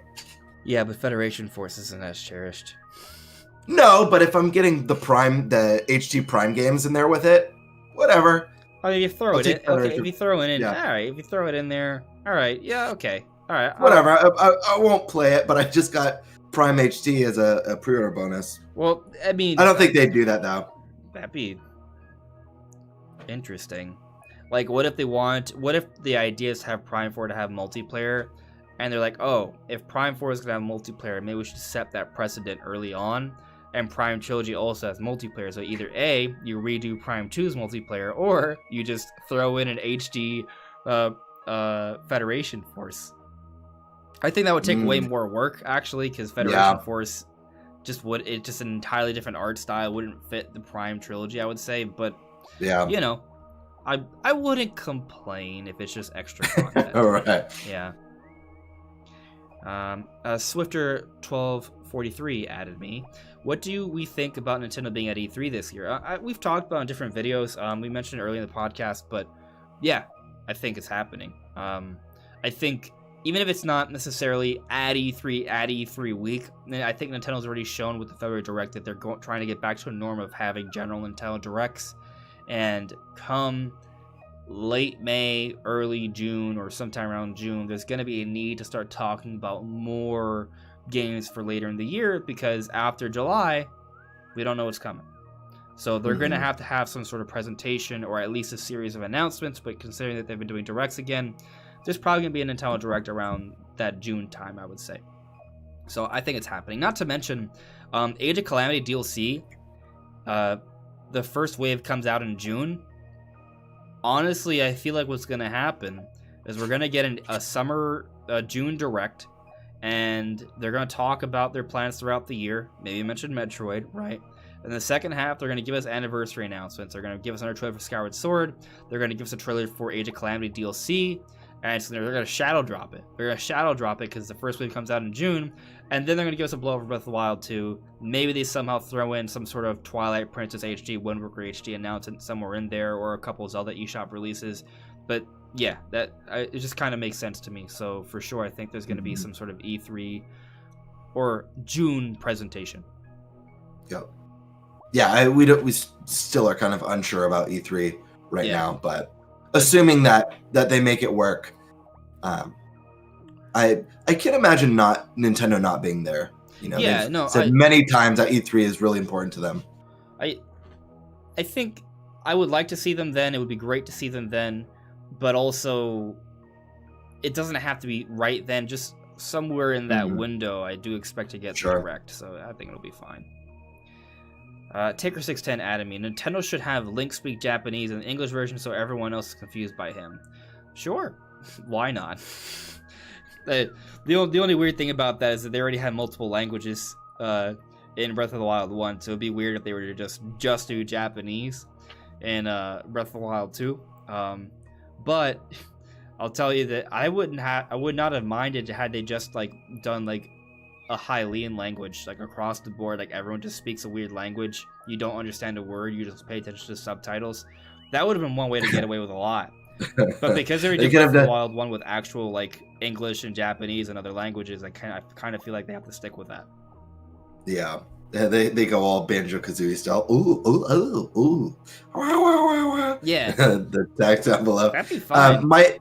Yeah, I'd be cool with it. My only fear with Link right now, my only fear with Link getting voice acting is, and this is a small complaint with Breath of the Wild, is I don't think the voice acting in that game is amazing. So I hope with whatever comes post Breath of the Wild 2 that they spend a little bit more on voice actors, because I'd love to see these characters really well voiced. It's not all bad, but some of the voice acting is a little cheesy. What's interesting is that I don't think they anticipated that Breath of the Wild would sell 20+ million. Sure. So with sales like that, all of a sudden, that ask of a budget you can be like, all right, you know what, we can probably splurge a little bit more. So Yeah. maybe they will raise that budget for Zelda games, which was already like the highest budget Nintendo game to begin with. So Right. we'll see what they do, but maybe they do kind of improve upon that.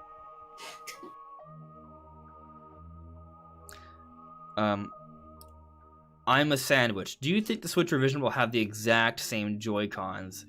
I think Cameron and I differ a little bit here because I know you've been talking about pro cons, and I'm not saying they won't happen. I have no hardcore reason, no specific reason to say they won't happen. My gut is just that I don't know. Like, if we don't get improved revised Joy-Cons, I would be like, that's fine. Like, for me, it would be fine. I'm not expecting that.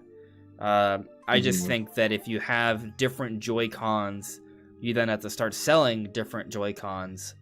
And then there are other Joy-Cons that already exist, so that can get a little messy. But if you look at the Wii era, Nintendo was entirely okay with things being messy when it came to accessories and peripherals and controllers. Yeah. So, there's a precedent there for them to maybe throw in a whole other like model of the Joy-Cons. Not just different colors, but an entirely other model. So it's hard to say. I mean, I do feel like it'd be nice if they at least just fixed why the Joy-Cons cause drifting so much. For the record, all types of game controllers are susceptible to getting drift. It's not just the Joy-Cons. I feel like that's a little bit of a... people kind of get confused about that. Like, they assume it's just a thing that only happens to Joy-Cons. No, this happens across the board for all controllers. I just think that maybe with the Joy-Cons, it's a little bit more likely. Or maybe a lot more likely. But so maybe they could find a way to make it a little bit less likely. But I'm not personally expecting revised Joy-Cons, but I'm not going to complain if it happens. Yeah, for me, it's something I've talked about a bit. I'm not necessarily expecting it, but it's something I'm definitely hoping for. I think the Joy-Cons are a little bit uncomfortable in long play sessions. And I think they could be just a little bit more ergonomic. And obviously Joy-Con drift has been an issue that's been plaguing Nintendo. They've had to do, hundreds of repairs. They've had multiple class action lawsuits against them. I feel like the best way to kind of remedy this would to have like a little bit more of a more refined version of what they already made. It doesn't have to be dramatic changes. It could be something just a little bit more comfortable, maybe a headphone jack talked about. Love it. And then, I mean, that could be it. Like, it's just more a nice, ergonomic, more sturdy controller. Yeah. I think that would give people the assumption, oh, maybe this doesn't have, because they're not going to, like you said the last time I was on the show, Andres, they're never going to be like, hey, guess what? Our new Joy-Cons don't have Joy-Con drift. That's not going to be part of the advertisement. Yeah. But I think there's an assumption like, hey, maybe they finally fixed it with this. I want to get these and see. Whereas if they do a silent revision, it's the same shells and everything. Why would we ever assume that it's fixed? It just looks like regular Joy-Cons. Yeah. And if the rumors that the Switch Pro is using the same housing, the same body as the original model, that means if you don't want to upgrade to a Switch Pro, you could still buy Pro-Cons and slide them right onto your... Yeah. I mean, it could be something as simple as that for sure. Yeah. I'll tell you that... What were you going to say? I was just going to say they don't even have to cost that much. Maybe $5 more. I don't know. Maybe. 10 more. I don't know. I'll say that with the new 3DS, they definitely had focused more on ergonomics with that system, right? Yeah. And on the Switch Lite as well, it's more ergonomic than the base Switch to hold. So, I think with the Switch Pro Plus, there will be some thought process there to the ergonomics. They might adjust it a little bit. So maybe you're right, and there will be some sort of pro-cons coming out. Yeah. Because they are going to want to make it more ergonomic, as they usually have done with their revisions. I do feel like that this Switch revision that's coming is going to be more along the lines of a new 3DS. So, you could be right. You could be. Yeah. My only thing is just kind of like them creating a whole other line of Joy-Con. I get your process. But again, they've done it many times before. For example, they had the whole Motion Plus accessory that they added during the Wii era. There was several Wiimote accessories and controllers. They had an accessory where you had to plug in a controller into the Wii remote through a wire, leave it face down on the table while you play to have like a traditional controller. Like, it was weird. Right. And then they had another version where you could kind of use it as a cradle, and it's just a strange sort of setup. Right. But for sure that, they could do that. Absolutely. And it doesn't have to be, with these Pro-Cons, it wouldn't be nearly as messy as that. So it could happen. I was thinking about, too, like, lots of times people will be like, well, there's a lot of, like, third-party options. And there's some... Yeah, usually there's some sort of sacrifice with the third-party options. But I always say, like... I actually can't think of third-party Joy-Cons, by the way. Like, third-party Pro Controllers, they're all over the place. But third-party Joy-Cons? Yeah, not really. They're not really Joy-Cons. There are some that are more, like, bulky and have, like, a nice grip, but they'll usually, like, trade out, like, they don't have HD rumble, so there's a little bit of a trade-off. But I look at it like this. Hey, Nintendo, like, why let third parties, like, find a market with this opportunity? Like, release your own proprietary stuff. People will buy it. Like, Nintendo fans will buy your stuff because they love your product. You make great products that people love. Yeah, for sure. I do want to move on, though. So I'll kind of run through a couple more questions, and then we'll jump into the next topic. Nolan Hansen, do you think that we're getting Ocarina of Time Majora's Mask HD pack for the 35th anniversary? I feel like we can maybe see them on the eShop, kind of similar to 3D All-Stars, but maybe not as a combo pack. I'm not expecting... That's not my expectation for releases later this year, but they are definitely... I could see some sort of re-release. I'm just not expecting, like, a remake or anything like that. Maybe, like, I'm really just, like, at most, I'm expecting something similar to what they did for Super Mario 64 in 3D All-Stars. That's pretty much it. Birdman Atomy, do you think they'll do, like, a Smash reveal for Age of Calamity DLC fighters? No. Smash reveal trailers are very... They're a big deal. Like, I think there's gonna be a trailer, and it might be pretty hype, but I don't...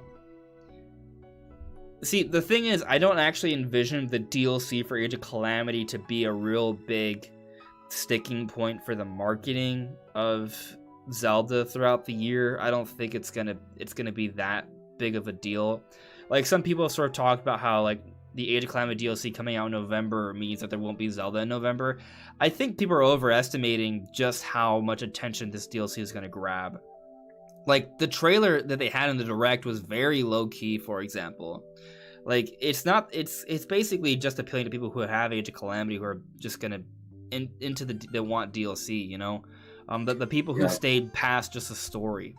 So I think the expectation of sales for this DLC is going to be far lower than you would for a release of Ocarina of Time HD or Majora's Mask HD or Twilight Princess or Wind Waker or, of course, Skyward Sword and maybe Breath of the Wild too. So I don't expect there to be that much of a focus on it. Like, there's going to be a trailer. It might be cool, but I don't expect it to be like a big, grand, like, opening to a Direct or a close to a Direct kind of thing like that. No. Mm-hmm. But let's transition to some Mario Kart conversation, because people have been talking about Mario Kart for a little bit lately. There have been rumors. I'm not sure if I agree with the rumors, but there have been rumors. Some of the rumors have suggested that Mario Kart 9 would come out for this holiday, and that Breath of the Wild 2 was initially planned for this holiday but wouldn't make it for this holiday. My thing about that is that last year that was the exact same rumor. And these rumors aren't coming from, like, sources that I trust. So I'm not sure I really buy into it. We talked about this weeks ago already. My personal thought process is that the Mario Kart 9 rumors are perhaps created in confusion, if anything, from Mario Kart Live Circuit. If it's even, like, coming from an insider. It kind of reminds me of maybe the Star Fox Grand Prix situation and that DLC from Starlink. So it could very well just be that. But the other issue is that Mario Kart 8 Deluxe has sold 30 plus million. It's still technically the best-selling game on Switch. Animal Crossing might pass it soon, but it's still a best-selling game on Switch. It's still an evergreen title that's pushing numbers every single month. It's still one of the top-selling games. Every time we get like an update in terms of software sales, Mario Kart 8 Deluxe is always up there. It's still up there now. So with that selling well, with Mario Kart Live Circuit being out there, with Mario Kart Tour also pushing numbers, I'm not 100% convinced that Mario Kart 9 is right around the corner. But at the same time, the ARMS Mario Kart team hasn't come out with anything since 2017. And Splatoon 3 was announced during the February Nintendo Direct, and I would say all the arguments you can make against a Mario Kart 9 are the same arguments you would have made against a Splatoon 3, and yet that's still happening. So what it kind of leads me to believe is that Nintendo might be positioning a mid-gen refresh here, which almost might function like a new generation within a generation. So they might dive back into a few more franchises and have them come out to support this new Switch revision that's supposedly coming up by the holiday. Like Breath of the Wild 2, like Splatoon 3. It could mean that ARMS Mario Kart team, that EPD team that we haven't seen since 2017, could be working on a new Mario Kart game. Maybe Mario Kart 9, and we finally get a new Mario Kart game, like a ground-up one, for the Switch. Considering they haven't actually gotten a ground-up new home console Mario Kart since 2014. I think there's an argument to be made there. Like, absolutely. So if we saw an announcement for that this year or next year, it wouldn't shock me at all. And it would be very exciting. Yeah, I don't see Mario Kart 9 being this year. Like, I just don't see it happening. I could see that being a 2022 or 2023 game. Mm-hmm. I can actually see it being 2022, believe it or not. And because I don't think we'll get a big mainline Mario next year, and I think Mario Kart 9 could be that big one. Yeah, and then maybe we could get the successor to Mario Odyssey, whatever the successor to that is, in 2023, as well as Prime 4 in 2023, would be really cool. But I know one thing for sure, like Mario Kart 9, I think is definitely going to happen on the Switch before we move on to whatever their next real gen hardware is. Yeah. It's kind of Nintendo's secret weapon, where if there's one game that's really going to extend the life of the Switch, it's going to be Mario Kart 9, because that game's going to sell 40, 50 million copies. And they could deluxe it for their next console, Mario Kart 9 Deluxe, and then do Mario Kart 10 later. Yeah, I see what you're saying. I think the deluxe argument is interesting, because I was going to say that, Ike was going to argue against your point, because I was going to say that maybe like they might save Mario Kart 9 for the next generation, have that be a launch title. That would be epic, but like I could see that potentially, but it kind of depends on the timeline of things. Because if they make us wait for a new Mario Kart until like 2023 or 2024, whenever we see the next generation Switch come out, that's a really long time between mainline ground up new Mario Kart games. Now granted, we got Mario Kart Tour, we got Mario Kart Live Circuit, we kind of have like these spin-off diversionary Mario Kart games in between, but not that Mario Kart 8 kind of game, right? Right. So, maybe that happens. I would love to see the Orange Mario Kart team work on something entirely new. To be totally honest with you, that's what I would prefer. But at the same time, if I got a Mario Kart 9, that would have me extremely ecstatic, because I want some new tracks to race on. Like, Mario Kart 8 Deluxe holds up well, but we haven't gotten new tracks in years, over half a decade. So, I want more new Mario Kart tracks. Yeah, and I think, part of me feels like if there is no Mario Kart 9 in development and 8 Deluxe is selling so well, I feel like there was a big incentive there for them to release at least a couple more DLCs, because it's such they know people want it, people are playing it, people are buying it, like it's brand new. You have over 30 million people on the game. All 30 million of those people are going to buy the DLC, right? Because who doesn't want more Mario Kart? Yeah, I feel like the problem though is that they didn't do it. They should Yeah. have done it already. Yeah, so I think that's a telltale sign that there is something Mario Kart 9 happening. I just don't think it's as soon as this year. 2022 makes way more sense than this year, in my opinion. It's tricky. I think a lot of people are suggesting that if we don't get Breath of the Wild 2 this year, we get Mario Kart 9. My thing is just that I think we're getting Breath of the Wild 2 this year. So that's kind of... That's where I'm at. Because so some people argue, oh, we'll get to close out the fiscal year. Okay, I mean, maybe it does come out to close the fiscal year. That's a possibility, for sure. But I just want to say that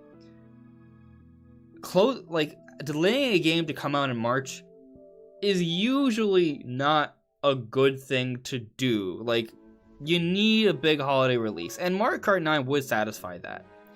But if we're getting the Switch revision for to close out the year, you're gonna, if it's a 4K capable system, you're gonna need to have probably Breath of the Wild 2 to push that, not Mario Kart 9. And it's not that Mario Kart 9 wouldn't be a good launch title for any sort of hardware release, but if you look at how Nintendo usually handles things, they usually use Zelda. Yeah. Well, yeah, ask yourself, what would I rather play this new, more powerful hardware with? An epic open world adventure or a kart racing game? And it's 9 times out of 10, people are going to say this epic open world adventure. Breath of the Wild 2 pushes people to want to get a 4K system. Mario Kart's like, oh, this is a party game. It doesn't matter as much. It's not that Mario Kart 9 won't look amazing, but it's not, to your point, it's not something you buy necessarily for it to be this huge showcase of visuals. So, you know, I don't think that's necessarily happening. And I also feel like Breath of the Wild 2 is not going to be a March 2022 game. Like, even if it doesn't come out for this holiday, I do not think it's a March 2022 game, because guess what? We already have confirmation of coming out for early 2022. Pokemon Legends Arceus. There's an open world Pokemon game that they've already told us is coming out early 2022. Now, the part where I think you can make an argument is we don't know what early 2022 exactly means. Early 2022 conceivably could be outside of the fiscal year. It could go, we could be going into like April and beyond, I suppose. But I feel like most likely that means March, because we usually see at least one big release come out in March this year. It's Monster Hunter. Last year was Animal Crossing. And I usually with Game Freak, when they make announcements or Pokemon Company makes announcements, they're not that far off. They are rarely that far off. So to me, the best bet is March 2022 to close out the fiscal year, like maybe February. But the other thing to consider here is that, okay, maybe they have this new Pokemon game come out February 2022 for the Pokemon anniversary or what have you, and they have Breath of the Wild 2 come out March 2022. Like, is that possible? I think it is. But I'll also say that usually when you have big 2 games that can sell 10 plus million each coming out in back-to-back months, if that happens, you see that happen during the holidays, not February and March. Maybe you get one that has that potential around that time, but not 2 in back-to-back months.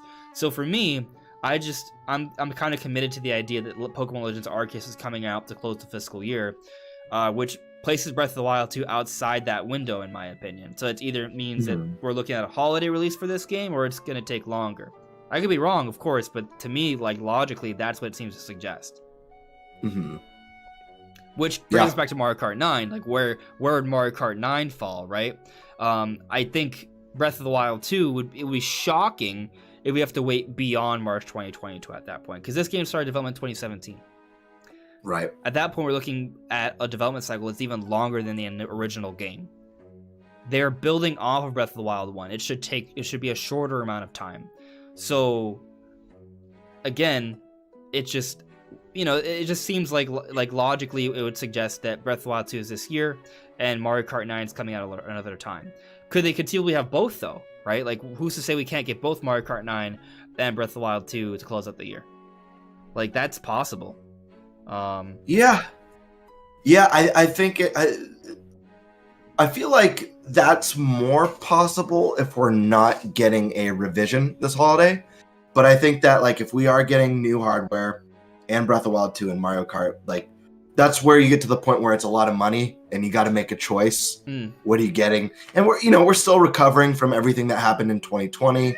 There's Yeah. Oh, hello. Sorry, my cat. That's But I just feel like it gets into the territory of needing to make a choice. It's either one or the other. That's what makes me nervous with that. Yeah. I mean, I think they're gonna have a lot of games to come out in the second half of the year, regardless. There's gonna be some months where we maybe even have 2 published Nintendo games come out in the same month, like that may happen. It's happened before during the second half of the year. So, but Mario Kart 9 and Breath of the Wild 2 are 2 really big ones. So big. We could see something like that. Like, for example, in 2018, we had Pokemon Let's Go Pikachu and Eevee, which came out in November, and Smash Ultimate came out in December. So, I think it's possible, but I'm not sure it'll necessarily be Mario Kart. Because keep in mind, we are still getting Pokemon Shining Pearl, Brilliant Diamond, or I get those names confused, but the Pokemon remakes are coming out late 2021. So, there's that as well. It's starting to get crowded with all that stuff thrown into the mix. Yeah. But we'll see. Stranger things have happened. Yeah. Stranger things have happened, for sure. For sure. Like the 2DS. Yeah, but so I definitely think there's a chance we see Mario Kart 9 maybe this generation. I'm not committed to the idea. But if it does happen, if we do get a Mario Kart 9, how do you think it'd be different? Because I feel like especially if it comes out on the same system, the same sort of generation, they're going to want to do some things to kind of make it vary, to make it contrast with 8 Deluxe, right? So what would they do?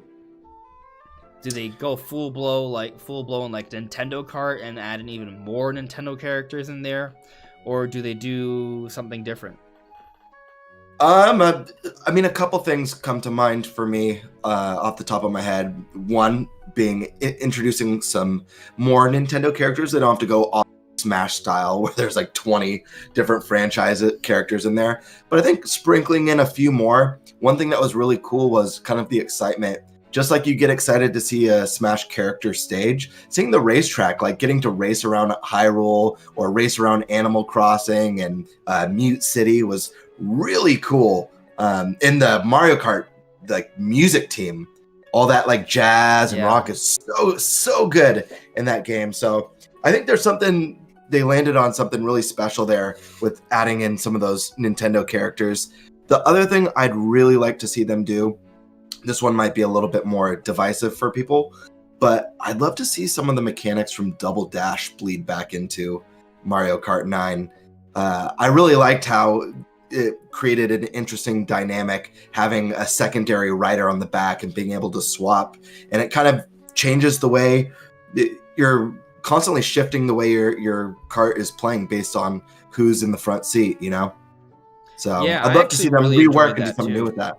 And what's fascinating about it is that Switch, because it has basically multiplayer built in with the 2 Joy-Cons, there is a little bit of reason to kind of have like a Double Dash like mechanic in that game for that reason, right? To kind of not just have local multiplayer, but also have a co-op thing going as well.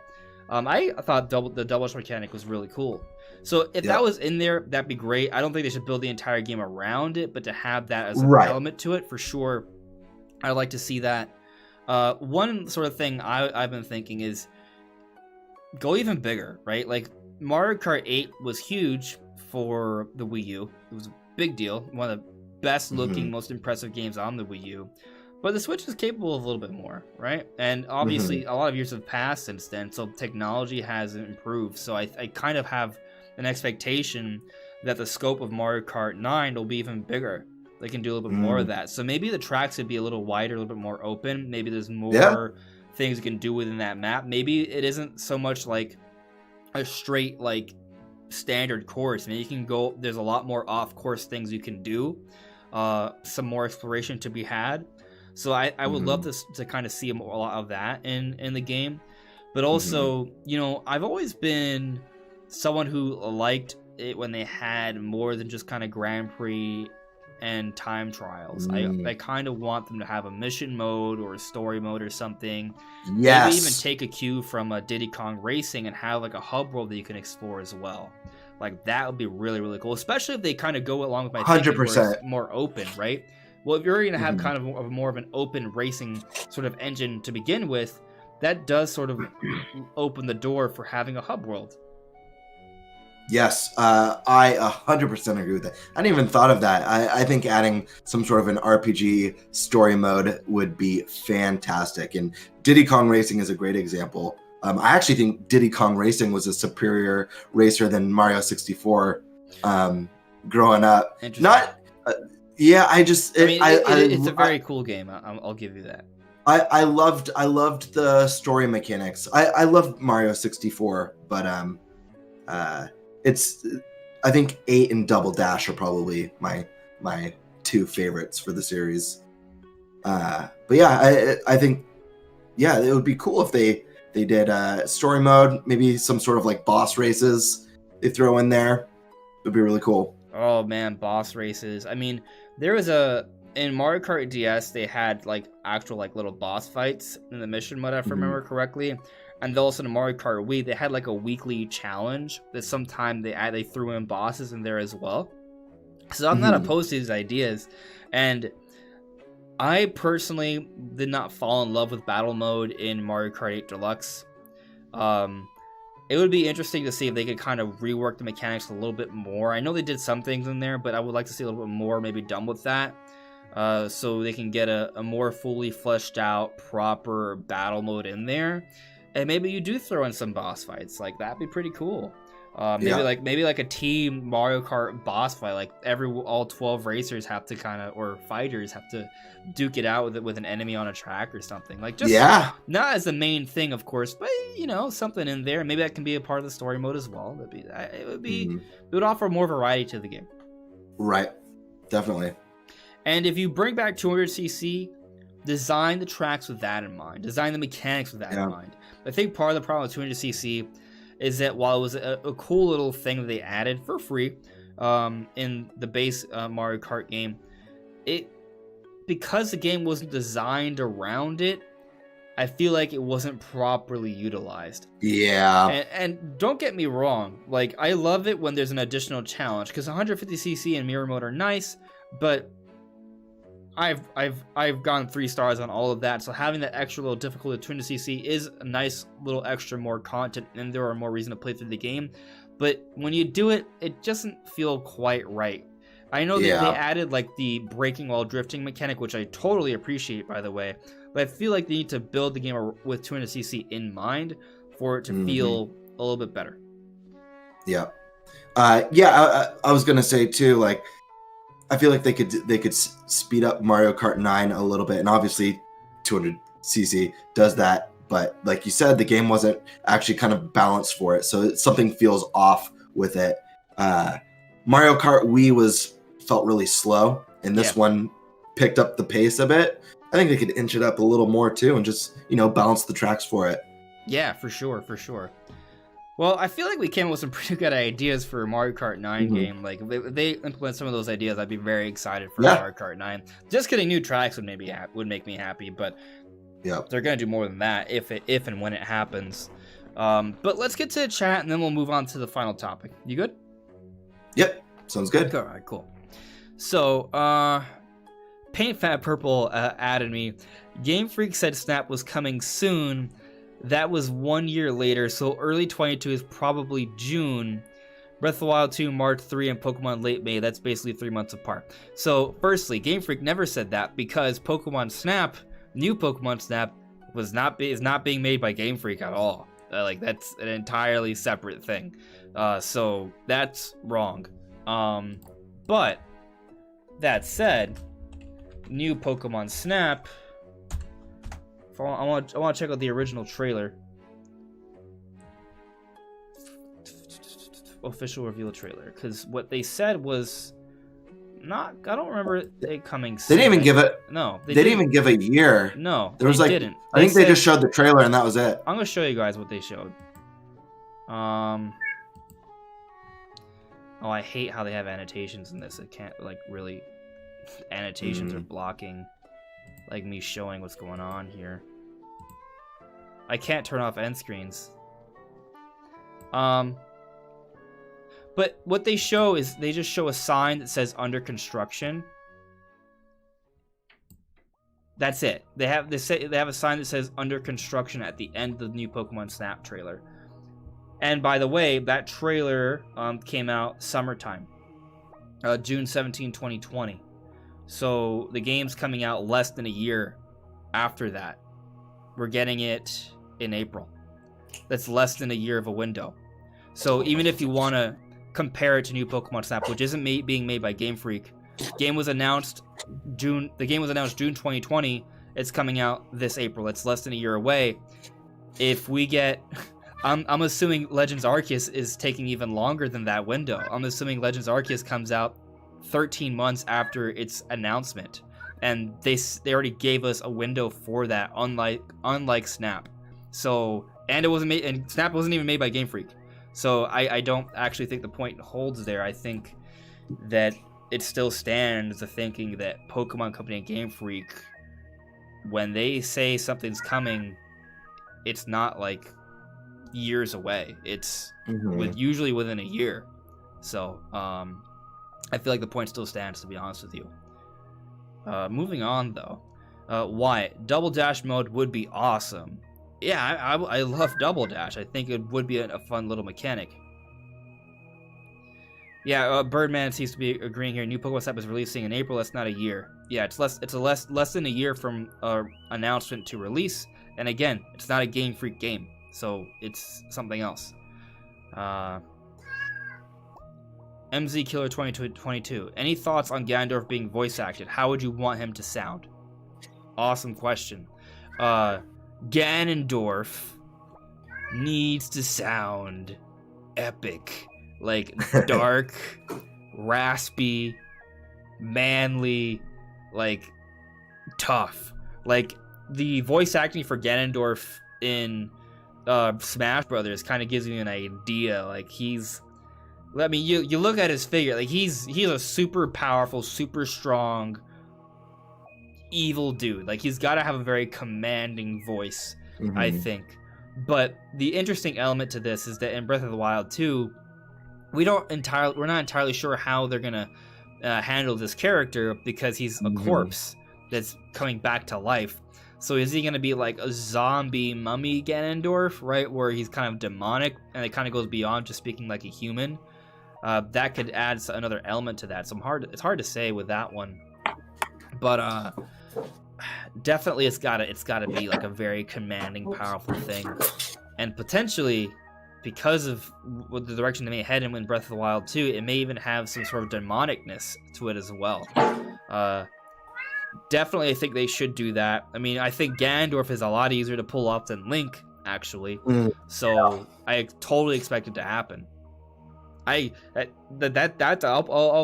say that's a prediction. I predict that there will be voice acting for this Ganondorf character in Breath of the Wild 2.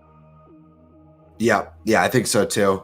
Yeah, I think he's definitely got to sound very like ominous and brooding and sinister.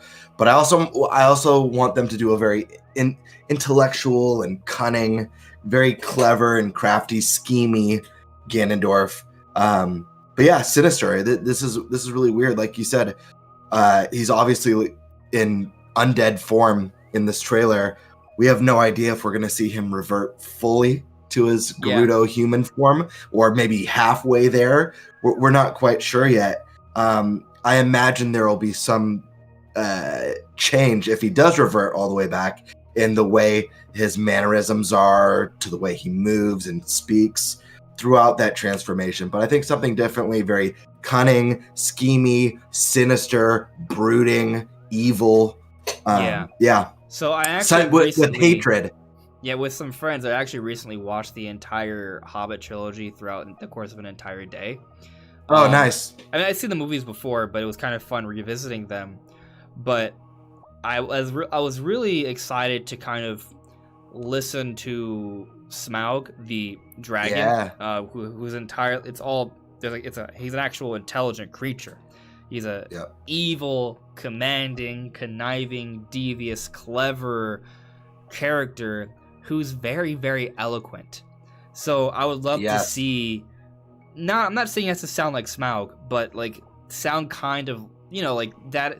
With that thinking in mind, he's a very like to your point, a very intelligent, eloquent, well-spoken character. Yes. But is also very commanding and powerful.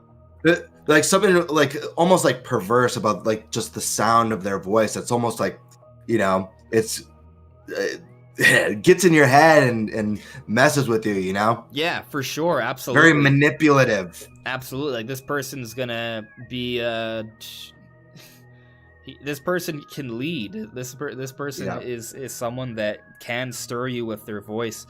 But the potential wrinkle in this is that he's a corpse in Breath of the Wild 2, so he may have less of that cunning and eloquence because of his mummified like state. He might be more monstrous instead. But there could be kind of a little bit of both. Actually, I think I saw Javier Vasquez's comment he said I saw monstrous as soon as I said that. He added Birdman. At the first, he should sound mostly monstrous. Took the words right out of my mouth. While in his Mummy form, only to eventually regain his human form and start sounding more gentlemanish and imposing. Maybe kind of like I love that in Lion King, right? I think that's a great point, Javier. For sure, something like that I think would fit really. Even really like well.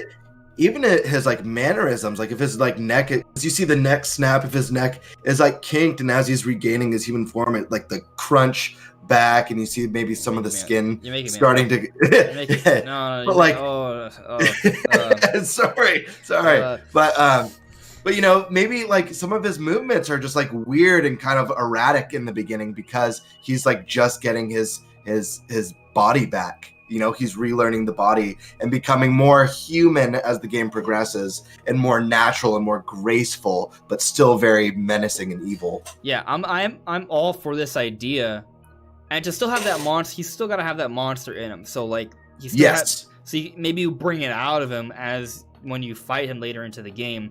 But I do like this idea of us seeing development of Ganondorf throughout the game. Us learning about Ganondorf throughout the game, having actual character development here. I think that'll be very good for the story for the game as well. So I'm all for this. I think it makes sense actually. So I think there's something to that.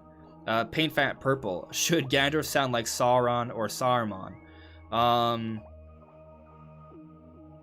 A mix of both, I think, is what we're kind of getting at. Like, Sauron, maybe when he's full monster, Saruman when he's more clever. Like, I think we're kind of on the right track here. I'd love for Ganondorf to sound more like Dracula from Castlevania. That's pretty cool, too.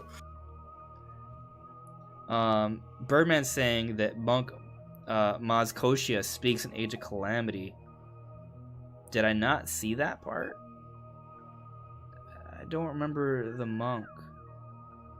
I remember Astor. Not quite. I think Astor is a little soft compared to what we're sort of expecting for Ganondorf. But a deep and dry voice, maybe there's something to that. I'll have to look into to Maz Koshia. I might have not seen that part. Maybe it's slipping my mind. This is like an extra, is like after the main part of the game. Oh, then Ted Josh is saying he has battle lines. Okay, I'll have to look into this, but maybe. But there's another point I saw, an entirely different thing. I think I'm a Sandwich is asking if I think Donkey Kong's going to happen this year. Yeah. Do you think we'll get a Donkey Kong re-release or a new game this year or next year? Yes, I do. There's some rumors coming from some fairly credible sources. I believe them. I think Donkey Kong's one of those franchises that should be revisited more regularly. It has a strong sales history. I think we will be seeing Donkey Kong, if not this year, next year for sure. Yeah, absolutely. If I'm wrong, I'm sorry, but I feel pretty good about this one, so yeah. Timing feels good for it too. Yeah, for sure. Yeah. But let's transition to the final topic. You ready? Let's do it. All right, let's do it. So, all right, I'm gonna actually give me a second here.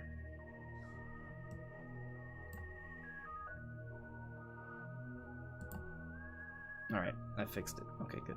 Let me see. Is everything looking okay? Right. I'm gonna show you this. I had messaged you this on Twitter, Cameron. This is basically just what came from a Reddit post that was kind of taking the bullet points from this Bloomberg article, I should say. So let me kind of get onto there. I think everyone should be able to see it on stream now. Yeah, it should be there. Okay, so there's a few different bullet points here, but as I said in the beginning of the podcast, there was another article that came from Bloomberg, but this one was behind a paywall. Not even just a paywall. Like, you have to be recognized in a certain way. I think this is mostly meant for investors. It's more of a speculative nature, pulling information from other public reports and such. So that's why this isn't what's said here is kind of more of an expectation and prediction by them with some educated information behind it, but it's not like, hey, someone told us these exact same things, so believe these exact same things. So it's not an entire report, just to be clear. And I haven't gotten to read the article myself because of what I've told you. It's not only is it behind a paywall, but there's some sort of qualifications to get into this as well, and it's a fairly high price. So, not everyone has been able to read this, but from everything I've heard and what's been said, this is highly speculative, I guess is the point. So take it all with a grain of salt for sure. That all said, I want to go point for point here and kind of talk about what's being said and sort of making sense of it. So the first big point is they reiterate a holiday launch in 2021. Now, the Bloomberg report that we started talking about a couple weeks ago said, hey, yeah, there's a Switch revision coming out for holiday 2021.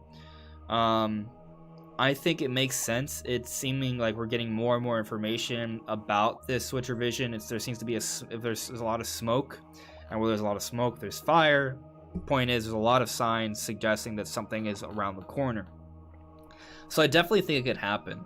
I think as I mentioned earlier in the podcast, there is like this semiconductor shortage issue that's been going on that's affecting manufacturing for a whole bunch of different electronics and such. But I think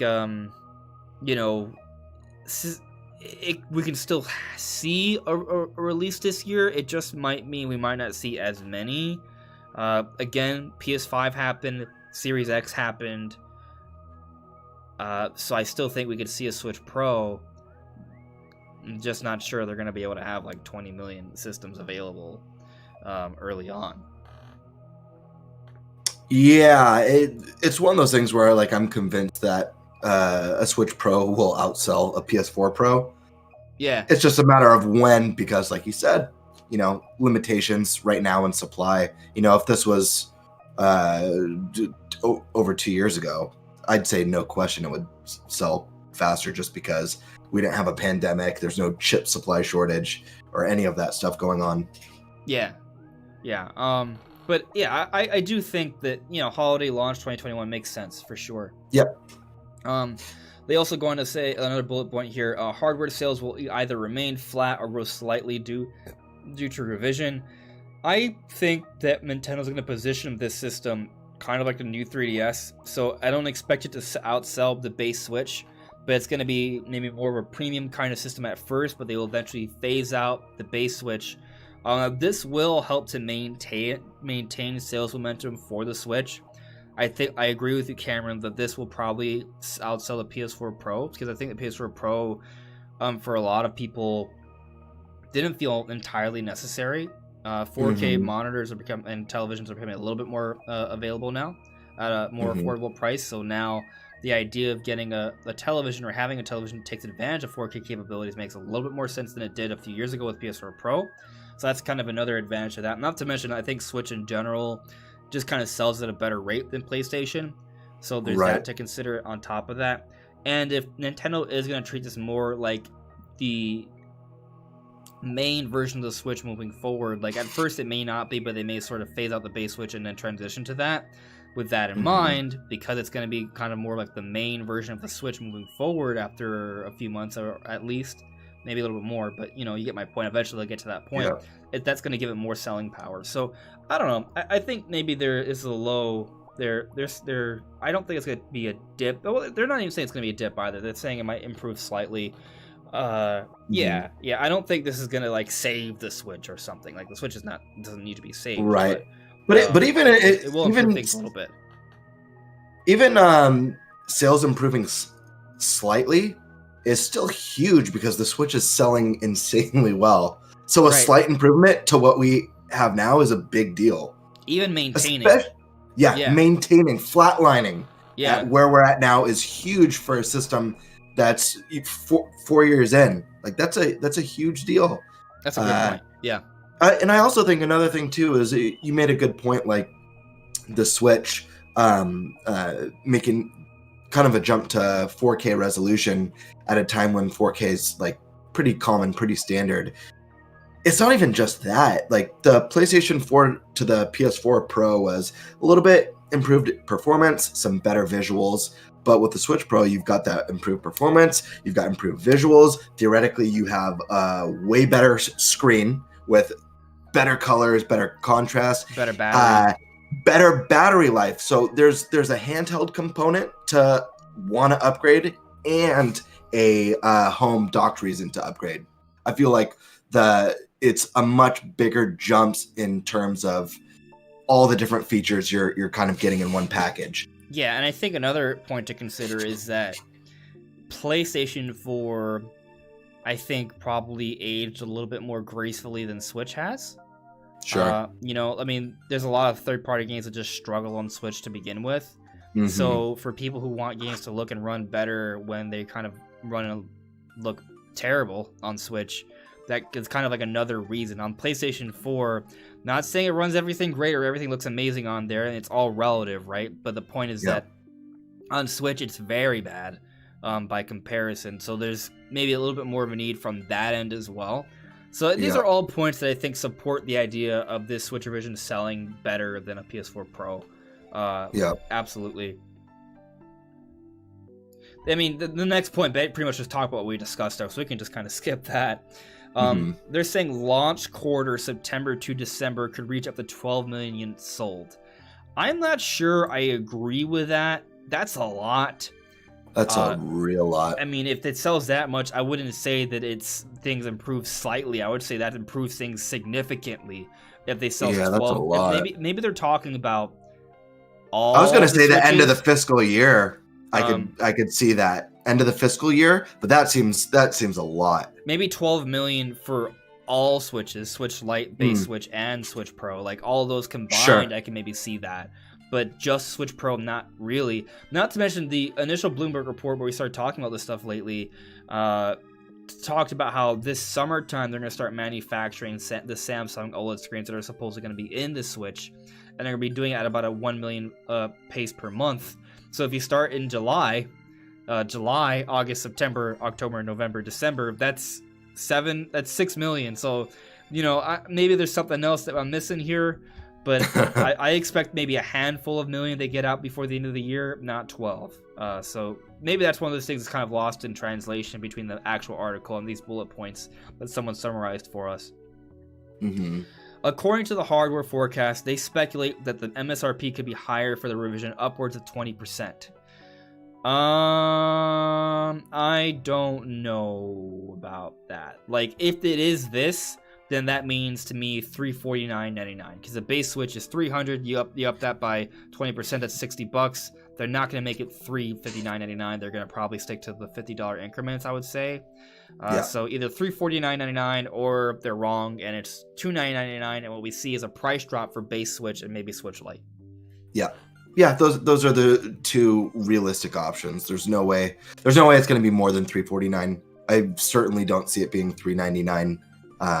That just seems ridiculous, and Nintendo famously likes to keep their hardware as affordable as possible. If anything, I could see maybe the base Switch getting a price drop too. Let's say they do go $349.99 for Switch Plus, right? And then base Switch is dropped to like $280 or something. Yeah, $279. I could see that. Yeah.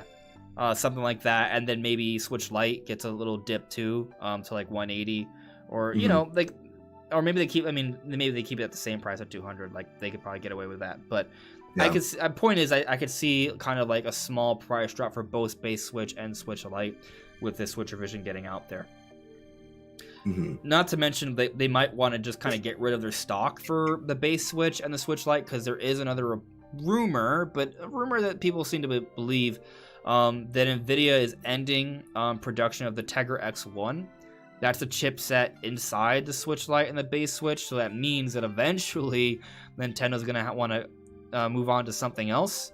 So they may want to get those systems out of stock, so they may try and sell through all the base Switches. So the price drop does help them to do that. Now, here's one that, you know, it's like the big title for the podcast, right? I'll save that one because I'm gonna go back to our faces in a moment. There's one more bullet point at the bottom here. The performance of this revision is expected to be in line with the PS4 Pro and Xbox One X. So again, I'm not sure what exactly is gonna happen in terms of gigaflops or teraflops or what do you want, some sort of floppage or what have you. But I think the proper expectation here is that this is not a next generation system. This is a revision. Think about what happened between the 3DS and the new 3DS. Power got better, games ran better. They improved 3D functionality, they improved on the ergonomics of the system. Maybe this time around they focused more on visual upgrades, and that's fine, but it's still, we're not talking about a new $400 or $500 system here. We're talking about something that's going to be a little bit lesser than that. So maybe Switch games will look and run better on this system, but they're still going to be Switch games, is my point. So, you know, maybe your any game on Switch that has like a dynamic resolution that kind of dips up and down because of that, or has a shaky frame rate, those things get more solid and stay at the high end on this Switch revision without even a patch. But then games that are designed for this in mind, when it's docked, we do see them upscaled to 4K or some sort of DLSS 2.0 4K resolution, where the games do look nice, they do look better, they do run well, but it's not like they add a whole bunch of extra assets in there and the textures are greatly improved and all of a sudden you see way more enemies on screen and bigger worlds. Like, I'm not expecting that. Don't expect that. So, you know, it's going to make things look and run better, but it's not going to be like we're not talking about a PS4 Pro in your pocket. Right. Yeah, this is the part. Everything sounds pretty solid in here so far, and this is the part where I've got to like take a step back and really think about Nintendo as a business. This part of it seems extremely unlikely. If you guys have heard this report or if you've watched videos on this, really temper your expectations, because keep in mind, Nintendo, they like to build stuff that's affordable for us. This is a handheld. Think about the battery life. Think about how much it would cost to make something as powerful as a PS4 Pro in a handheld and have like better battery life than 1 hour of game time. Like that's a lot of power to put in something sleek that you can travel with. It's just, it doesn't seem like a Nintendo move, especially like you said, Andres, for a revision. This isn't the successor to the Switch. This is a revision. They're not gonna. You said it perfectly. This still plays Switch games, you know.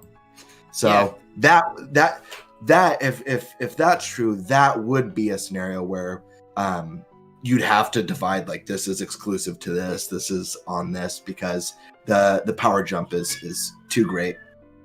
Yeah. So, you know, maybe temper our expectations a little bit with that. But the biggest point for me is that they say Zelda is a strong launch game candidate with several round-out titles to accompany it. I mean, this goes hand in hand with my prediction.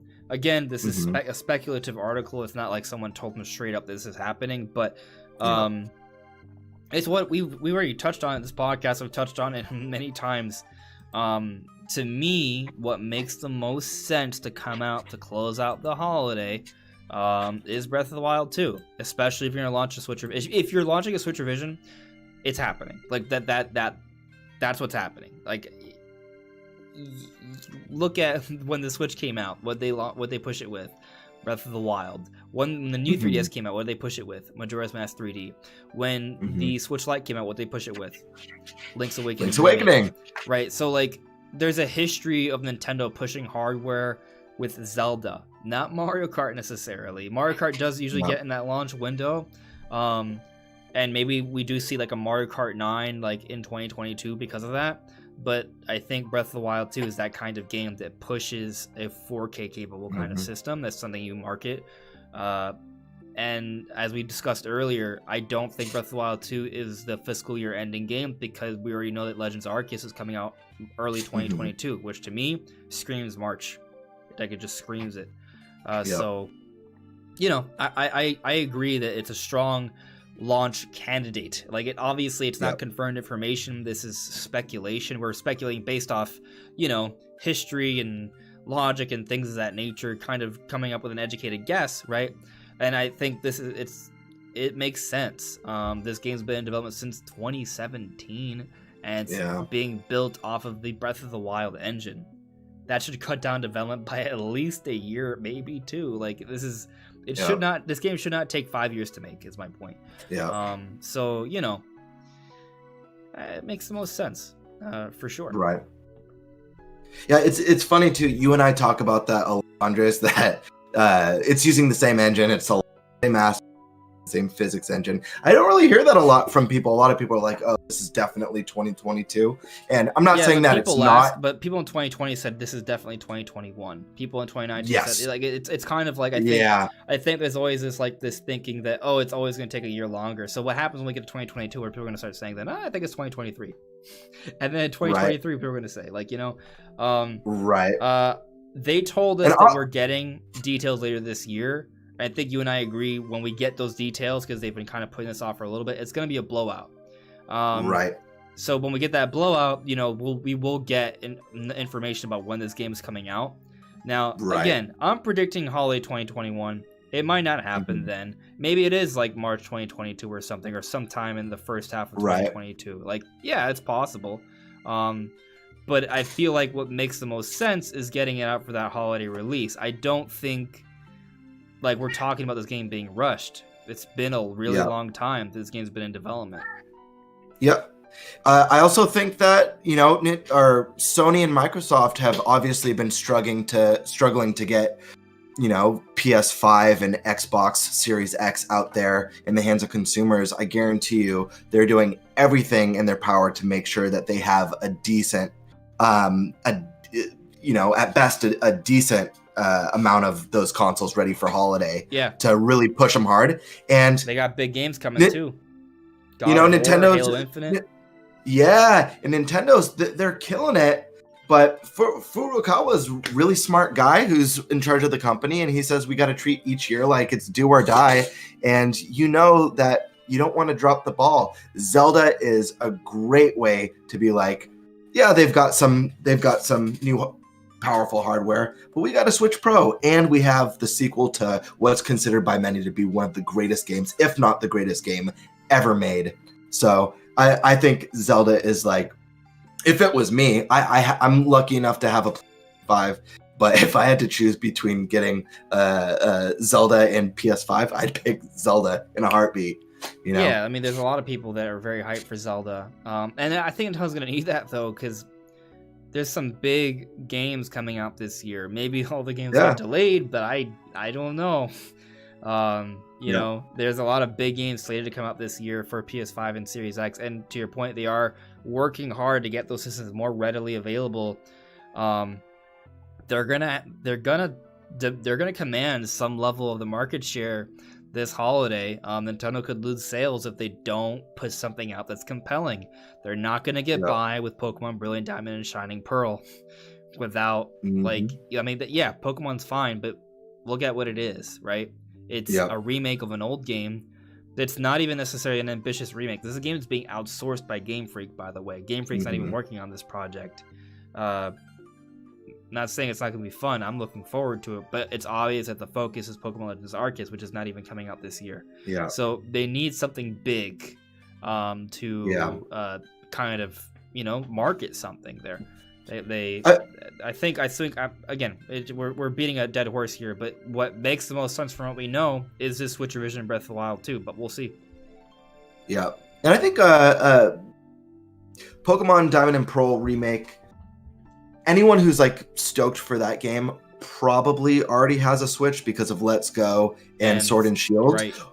Whereas Pokemon Legends is gonna bring in Pokemon fans who probably dipped out and like, I'm just waiting for the series to really evolve. Absolutely. If it evolves and goes open world or they do something really big with it, then I'll jump back in. That's going to attract all those people who have been kind of just like on the fence. Diamond and Pearl remake, Nintendo Switch already has that fan base, Yeah. I hear you there for sure. Arceus will push new systems, but you're right. We've already had several Pokemon games already. I think a big part of the Pokemon fan base has already picked up on those games. Sword and Shield is one of the best Pokemon selling games selling Pokemon games ever. So I think you're right. But checking with the chat here. Let me see here. Let's see. Javier Vasquez. At this point, I feel Breath of the Wild 2 could easily come out sometime around 2022, 2023, considering all the problems that they've been troubling with the world since COVID happened. That would be shocking to me. The game started development in 2017. If it came out in 2023, that would be a lot that they could have made two other. Like I don't. I agree with you. The pandemic impacted things. I don't disagree with that. But how much? How much can we actually expect? Because it's not like they stopped working. They're still working on the game. So, I could see maybe things going to 2022, which I already feel like is stretching it personally. But 2023, I think that basically means that they weren't able to get anything done for over a year. In my opinion. 2023 think that bad. 2023 to me would scream that this game's been having development problems. Yeah. Which is not a good sign. But 2022 usually don't have that because you already know what you're doing with the game. So it seems unlikely. Average Zelda development life cycle is roughly 5 years. But that's, they usually always have a brand new art style excluded. Like, obviously there's a few exceptions, but usually it's a brand new art style, a brand new engine, completely brand new themes and mechanics. We know that Breath of the Wild 2 will have some of that. It's going to have new mechanics, new themes, new story. But, like you and I have said a bajillion times, it's using the same engine. It's building on an already established foundation. That has to shred at least a year and a half of development time. Just that. Bare minimum a year. Yeah, at least. Probably 2 years. The reason Breath of the Wild took so long, because initially they were planning 2015 release, was because of the physics engine. So, that delayed things. Now, the delay seems more significant than you might think, because technically Breath of the Wild came out early 2017, but it got delayed again, not because of the game itself necessarily, but because they were having the Switch come out and they wanted to prepare the Switch version of this game. So it didn't make the holiday 2016 release. So it was delayed by, I guess, a total of 16 months for two different reasons. So, you have that in mind. So well, also, I think they already have an engine, right? But you could argue that they want to do more with the engine. They're going to build upon those physics, and that could throw everything for a loop. So there's still a lot of work to be done, for sure. So there's that to consider. But again, I think they want this game to come out with the Switch revision, so they need both to be ready. So if we are getting reports of a Switch revision coming out this year, to me that just suggests that Breath of the Wild 2 is ready. Because if they were going to put it out this year, I think it would be because they want to save it to launch with a big game like Breath of the Wild. Right. Another thing I'd like to add too is that when we got the announcement for the sequel of Breath of the Wild, they had said like this originally started as DLC. We had a bunch of ideas for DLC and it was just getting way too big and we decided to make a sequel, which basically tells you they already had ideas set in stone that they wanted to implement. So it wasn't like they were just starting from scratch with the sequel. They had the foundation there and ideas that they were ready to start implementing, you know? Not to mention, I mean, we got a trailer for it in 2019. Like, yeah, I don't think they would have just shown that if they didn't have something going that was pretty far in. So, you know, we'll see what happens, obviously, but my prediction is still holiday 2021. Yeah. So until we get information that suggests otherwise, like there's been no internal reports that the game is not going to come out. There's debate, there's doubt, but there's no one saying it's not happening. Let's see here. Birdman added me.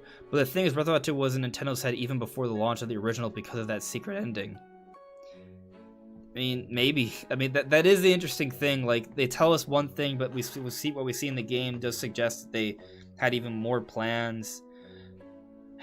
I mean, they were already working on DLC ideas by the time Breath of the Wild came out, right? Mm-hmm. So, you know, maybe they finished the actual development of the game in 2016, and the reason it was delayed is because they were working on getting a Switch version ready, but maybe during that time, they already started developing DLC as well, right? Because I think they announced the DLC before the game even came out, or around that time. So, yeah, I hear your point, Birdman. They may have already started working on Breath of the Wild 2 in 2016. I don't know. I'm not going to say that they did that. We know they started in 2017. That's what I'll stick with. But for sure, they've had a lot of time. Let's see here.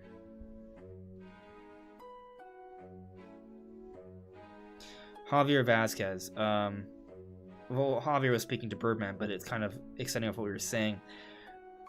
Wasn't the secret ending supposed to lead to a simple DLC? Aono was clear about that when he revealed the trailer for the sequel. I don't remember him saying specifically that. I do know, Cameron already said that, you know, they had a lot of DLC ideas and that led them to this, but maybe we can extrapolate that. Maybe they were initially just planning like a DLC story, and then they were like, "Oh wait, there's more we can do with this, so let's just expand upon it." Then maybe that's the case. Let's see here. Mashwagani. This will be the second longest gap without a new mainline The Legend of Zelda game. The longest was between Link's Awakening and Ocarina of Time. You think so? Is it? Like, Link's Awakening... Well, there's a Link to the Past. What about Link to the Past came out in 1991. Ocarina of Time came out in 98. Oh, was Link's Awakening came out in 93, right? So then that's a 5-year gap? Yeah, and that's kind of the average. Well, Ocarina of Time Majora's Mask was 2 years. Right, but that's the Wind case. Waker came out 2 years after that. Yeah, I mean there have been exceptions. Obviously, Ocarina of Time and Majora's Mask is a classic example of using the same engine and same assets and how it speeds up development time. But yeah, part of me wishes that Wind Waker had stuck to its longer development cycle, because we know a couple dungeons got plucked from that game. Yeah, that's a good point. I think they were pressured because they wanted the systems to perform well. I'm trying to... Yeah, so the Game Boy release came out in 1993 for Link's Awakening. Japan, summer 1993, and then Ocarina of Time.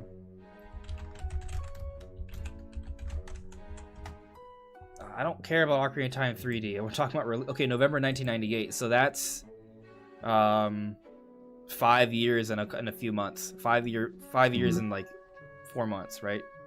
Yeah, 5 months. That's a pretty long window. Twilight Princess came out holiday 2006, and then Skyward Sword came out holiday 2011, so that's a 5-year window. Wind Waker was like what? Came out early 2022. 2022. 2002, not 2022. Yeah. December 2002. So the end of 2002. Right at the end of the year. So it was 4 years between that and Twilight Princess. Okay, so 4 years. So but yeah, we're looking at, you know, like the longest windows have been. I think he's right. Yeah, you're right. That was the longest window, 5 years and 5 months. So where are we at with Breath of the Wild? March 2017. We're now in 2021. It's been 4 years.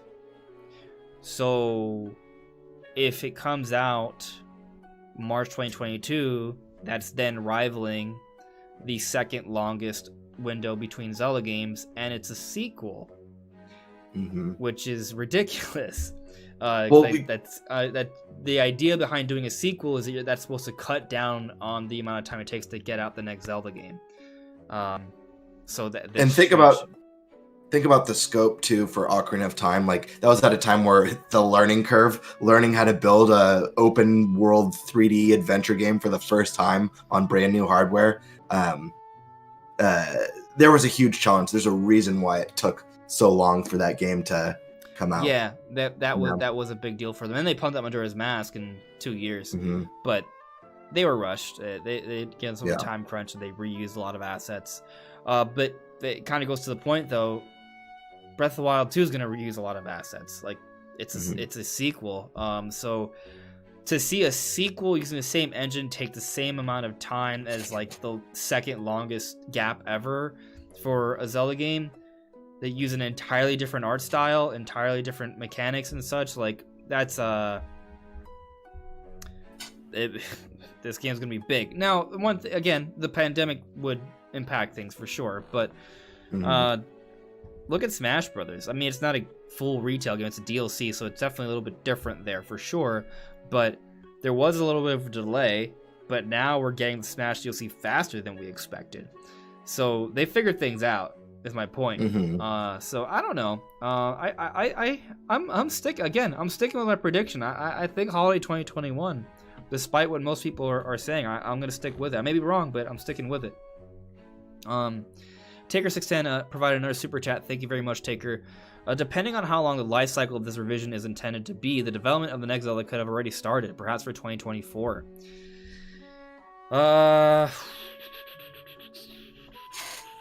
You mean like the one after Breath of the Wild 2? You think they're just shelving this game and already working on the next one? I mean, they could work on more than one thing at once. I don't know.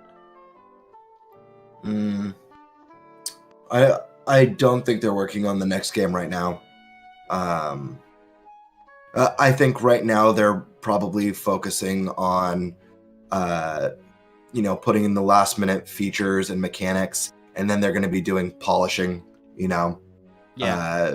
just testing and polishing up until, a couple months before launch goes gold, Yeah.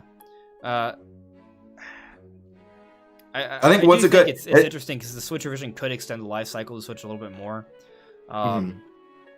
Could they get out a Zelda ready for 2024, assuming they come out with a game this year? It's just like, if they take this long to bring out the sequel to Breath of the Wild, like how long is it going to take them to make a whole other new game? Like I might expect another 5-year gap, to be totally honest with you. So we might have to wait longer. Yeah, and I don't expect them to try and milk Breath of the Wild. Like I don't think we'll get a Breath of the Wild 3. No, I don't think they're gonna. They're gonna milk it out. I think they really broke some ground and did some really incredible and unique and really inventive things with open world Zelda game and what it means, what a open world game really can be. And they're gonna refine that, and they're gonna build upon that foundation and give us a really worthwhile sequel. That's possibly even more content rich and feature rich. And then I think they're going to start putting their brains together to create a new awesome art style and a new theme. It's going to be on new hardware by that point. It's going to be a lot more powerful. So it's going to be a significant jump the next game after the next Zelda game. So that's exciting, but we'll talk about that after Breath of the Wild 2, probably. Yeah. Yep. I do see that Amin Musa is pointing out that the gap between Skyward Sword and Breath of the Wild is longest. It's close. I think I might have missed that. Because Skyward Sword came out, I want to say November 2011.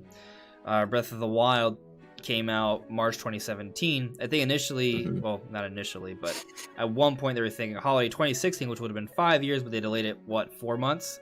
So, 5 years, 4 months is similar to the gap between Link's Awakening and Ocarina of Time. And it makes sense. Breath of the Wild is the first, giant HD open world Zelda game. So, they took 5 years. It would have come out 2016 if it wasn't for the Switch and wanting to create another version of that. But 5 years and a few months. We'll see. Point is, if Breath of the Wild 2 takes longer than March 2022, at that point the development time is longer than it's about to be longer than the initial game, which I just can't fathom. Yeah. So, we'll see what happens. We'll see. I think, regardless, though, Adrian Numa did tell us we're getting details on the game this year. And I think that bodes well for it not being too far off, and learning a lot about this game. So that's very, very exciting. But is there anything else, Cameron, do you want to cover before we call it a night? No, not really. I think we pretty much covered everything. Yeah. Unless you have anything else. Well, I mean, we talked about some gameplay possibilities for Mario Kart, and we talked about some gameplay possibilities for Metroid.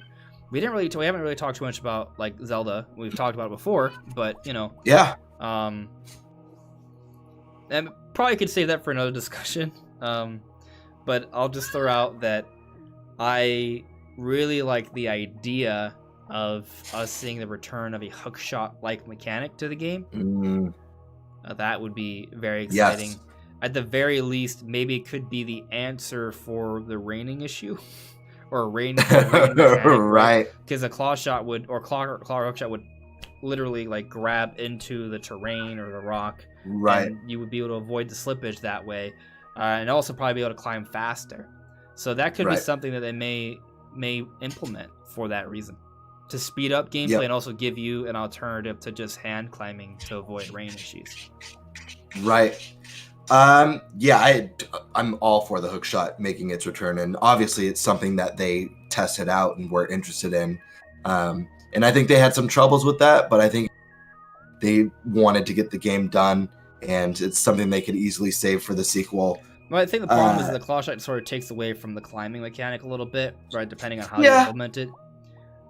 Yeah, I think they could have found ways though to, What I think is that if they're gonna use that energy sort of zone eye magic hand thing to use a hookshot like ability, so it's not actually a device you use that you can just reuse repeatedly, infinitely. Maybe it has a certain magic meter, so you can only do it so much as it regenerates. Maybe it kind of has it's a second stamina, but for magic. So when maybe it'll work kind of like the wire bug in Monster Hunter Rise, where you can use it to grapple to places real quick, but you can only use it so many times before you run out of it. So you still are forced to do some basic climbing, and you kind of mix it together. Yeah, that'd be really cool. I think it'd be more fun because it gives more variety. Sure. And it keeps you thinking. One thing I would love to see gameplay-wise, this is kind of a weird idea, cool in the sequel, is they created this really cool living, breathing, organic world in the first game. And I'd love to see some sort of dynamic events happen within the new world. We had something kind of like that with the Blood Moons, where all the enemies you had slain would be resurrected. But how cool would it be if there's towns and villages, and there are random events that happen where these towns or villages get attacked, and you can go defend that, making this world feel even more alive. And since we know this is tackling the resurrection of Ganondorf, there's possibility we get some form of a dark world, or like an Ocarina of Time when everything gets kind of devastated and there's Redead. Just the thought of having these events that just naturally happen out in the open world that you can go be a part of, you know? That's a fascinating idea. And I'll tell you that I was actually looking at, we didn't do this live, this is a thing I just did between Brandon and I, for fun, but we were looking at the original Zelda U trailer. So the one where Link's chased by a guardian on this giant green hill, and he gets chased by a guardian, and the guardian's destroying pieces of the environment, and he shoots the arrow at the end. Like, there are things about that trailer when you take a look at it where yes, in ways Breath of the Wild is more advanced than what we saw in that trailer. Like, it runs at a higher resolution, at least on Switch, and the environment seems to have a little bit more variety, at least in the background and things like that. But also, there are a lot of things missing. You see a lot of little villagers running around. You don't quite see that. Like, the villagers react to enemies running around. And now, there is some element of that, because you do occasionally see travelers in Breath of the Wild, and they get scared of certain things. But imagine if, like, villages can be terrorized by big monsters, and you, the hero, have to save them. Like, imagine dynamic side quests like that, where they actually can destroy the town and the village. And you can be a part of it, to your point. Yeah, and maybe after a period of time, you can go and help reclaim monsters, and then the villagers will return and shops will open back up. Like, just that game, like I said, the game did such an amazing job of making this beautiful, lifelike open world that it's so freeing. I love to just add that extra element of the world feeling lived in and these events happening, whether or not you're there. Just the idea of an NPC running up to you, help, my farm's being attacked, and then you go there and there's moblins and bokoblins, and you fend them off, and they reward you. I think that would add a lot more to the immersion, and obviously the side quest mechanic to the game. Like, it would feel more like a living, breathing world, which would be really exciting. And if it's kind of something that happens dynamically within the world, it's not necessarily like a pre-programmed event, but just that they have an engine in place where there are just attacks like this or opportunities to save villages and areas. That's mind-blowing, actually, right? Yeah. And when you go back to the original trailer for Zelda U, I feel like that's somewhat suggested. Because the few little farmers on the land, they run away, they're terrified. You see the goats, like the goats are like scurrying off. Right, they're all terrified of this giant guardian creature, and the guardian creature destroys pieces of the environment. Breath of the Wild, I mean, sure, you can destroy trees and stuff like that, but it's not like you can blow up rocks and ruins and houses. Now, in Age of Calamity, you could destroy some bokoblin bases. What if one element they're working on, the reason why this is taking so long, is they're really working on, like, the world itself and having maybe a destructible environment, how that would implement with the physics engine and having some of these dynamic events. That's a whole other thing that takes things a whole other level, and it would require some impressive sort of development know-how to get this to work on the Switch, but it would be an incredible experience if they could pull that off. And I'll tell you might ask yourself, well, if environment and houses and buildings and structures are destructible, how would that go over with the game itself if we just get everything destroyed? Well, I think there's a way to do it where it would still work. It could still kind of fit within the game. So they had the blood mechanic in Breath of the Wild, where it kind of refresh enemies and things of that nature in the environment. Well, what if they have another mechanic like that? What if whenever an environment is destroyed, you have this thing known as the Minish people, and maybe they rebuild it overnight? It kind of plays to the idea, because the Minish people are inspired by, I forget, there's a few different like small little creatures throughout mythology that do this. They kind of rebuild different parts of human civilization when they're not around. They can't see them, they're too small, or pixie dust or what have you. They could maybe play to that idea, and there were some plans to get the Minish in the game. So maybe that's something they'll implement in Breath of the Wild too. Cheddar. Sorry, my cat. That's fine. Yeah, and I think like one trick would be to, they're not popping off. These events aren't popping off like nonstop. Make it more organic, where it's just, you're cruising. No events might happen for like 30 minutes, and you're doing one of your quests or on your way to a dungeon or whatever. And then, like I said, an NPC runs up, please help, my farmstead is under attack or whatever. It doesn't always have to be village attack. It could be other unique things, Yeah, maybe there are thieves. Yeah. Yeah. Someone gets kidnapped. Because I think there's gonna be a lot more people in this game, because since the calamity has been repelled, maybe people and creatures come back to Hyrule. And that includes other different types of denominations and cultures, and that can create a lot more dramatic events that you can have to deal with. I mean, this is exciting stuff. I mean, we could honestly probably do an entire episode of features we think will make it into Breath of the Wild 2, as well as ones we'd really love to see, because there's just so much to work with. I think we should save that one for a rainy day. I think we managed to put out some good stuff this time around. Hopefully you guys enjoyed the show.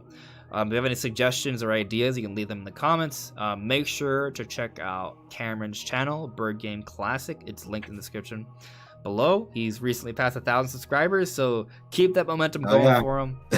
Thank you. Yeah. Thank you. Yeah, it was a great episode. I had a lot. Thank you once again for having me on the show, and I hope everyone at home who's watching really enjoyed the discussion. And yes, I want to hear your thoughts too, so definitely sound off below in the comment section, especially your Zelda thoughts. What features would you like to see make it into the game? Like Minish people or hook shots. Yeah. Yep. But thanks so much for watching, guys. Maybe leave a like, share the video, and we'll see you really soon. Take care. Peace out. Cool stuff, dude.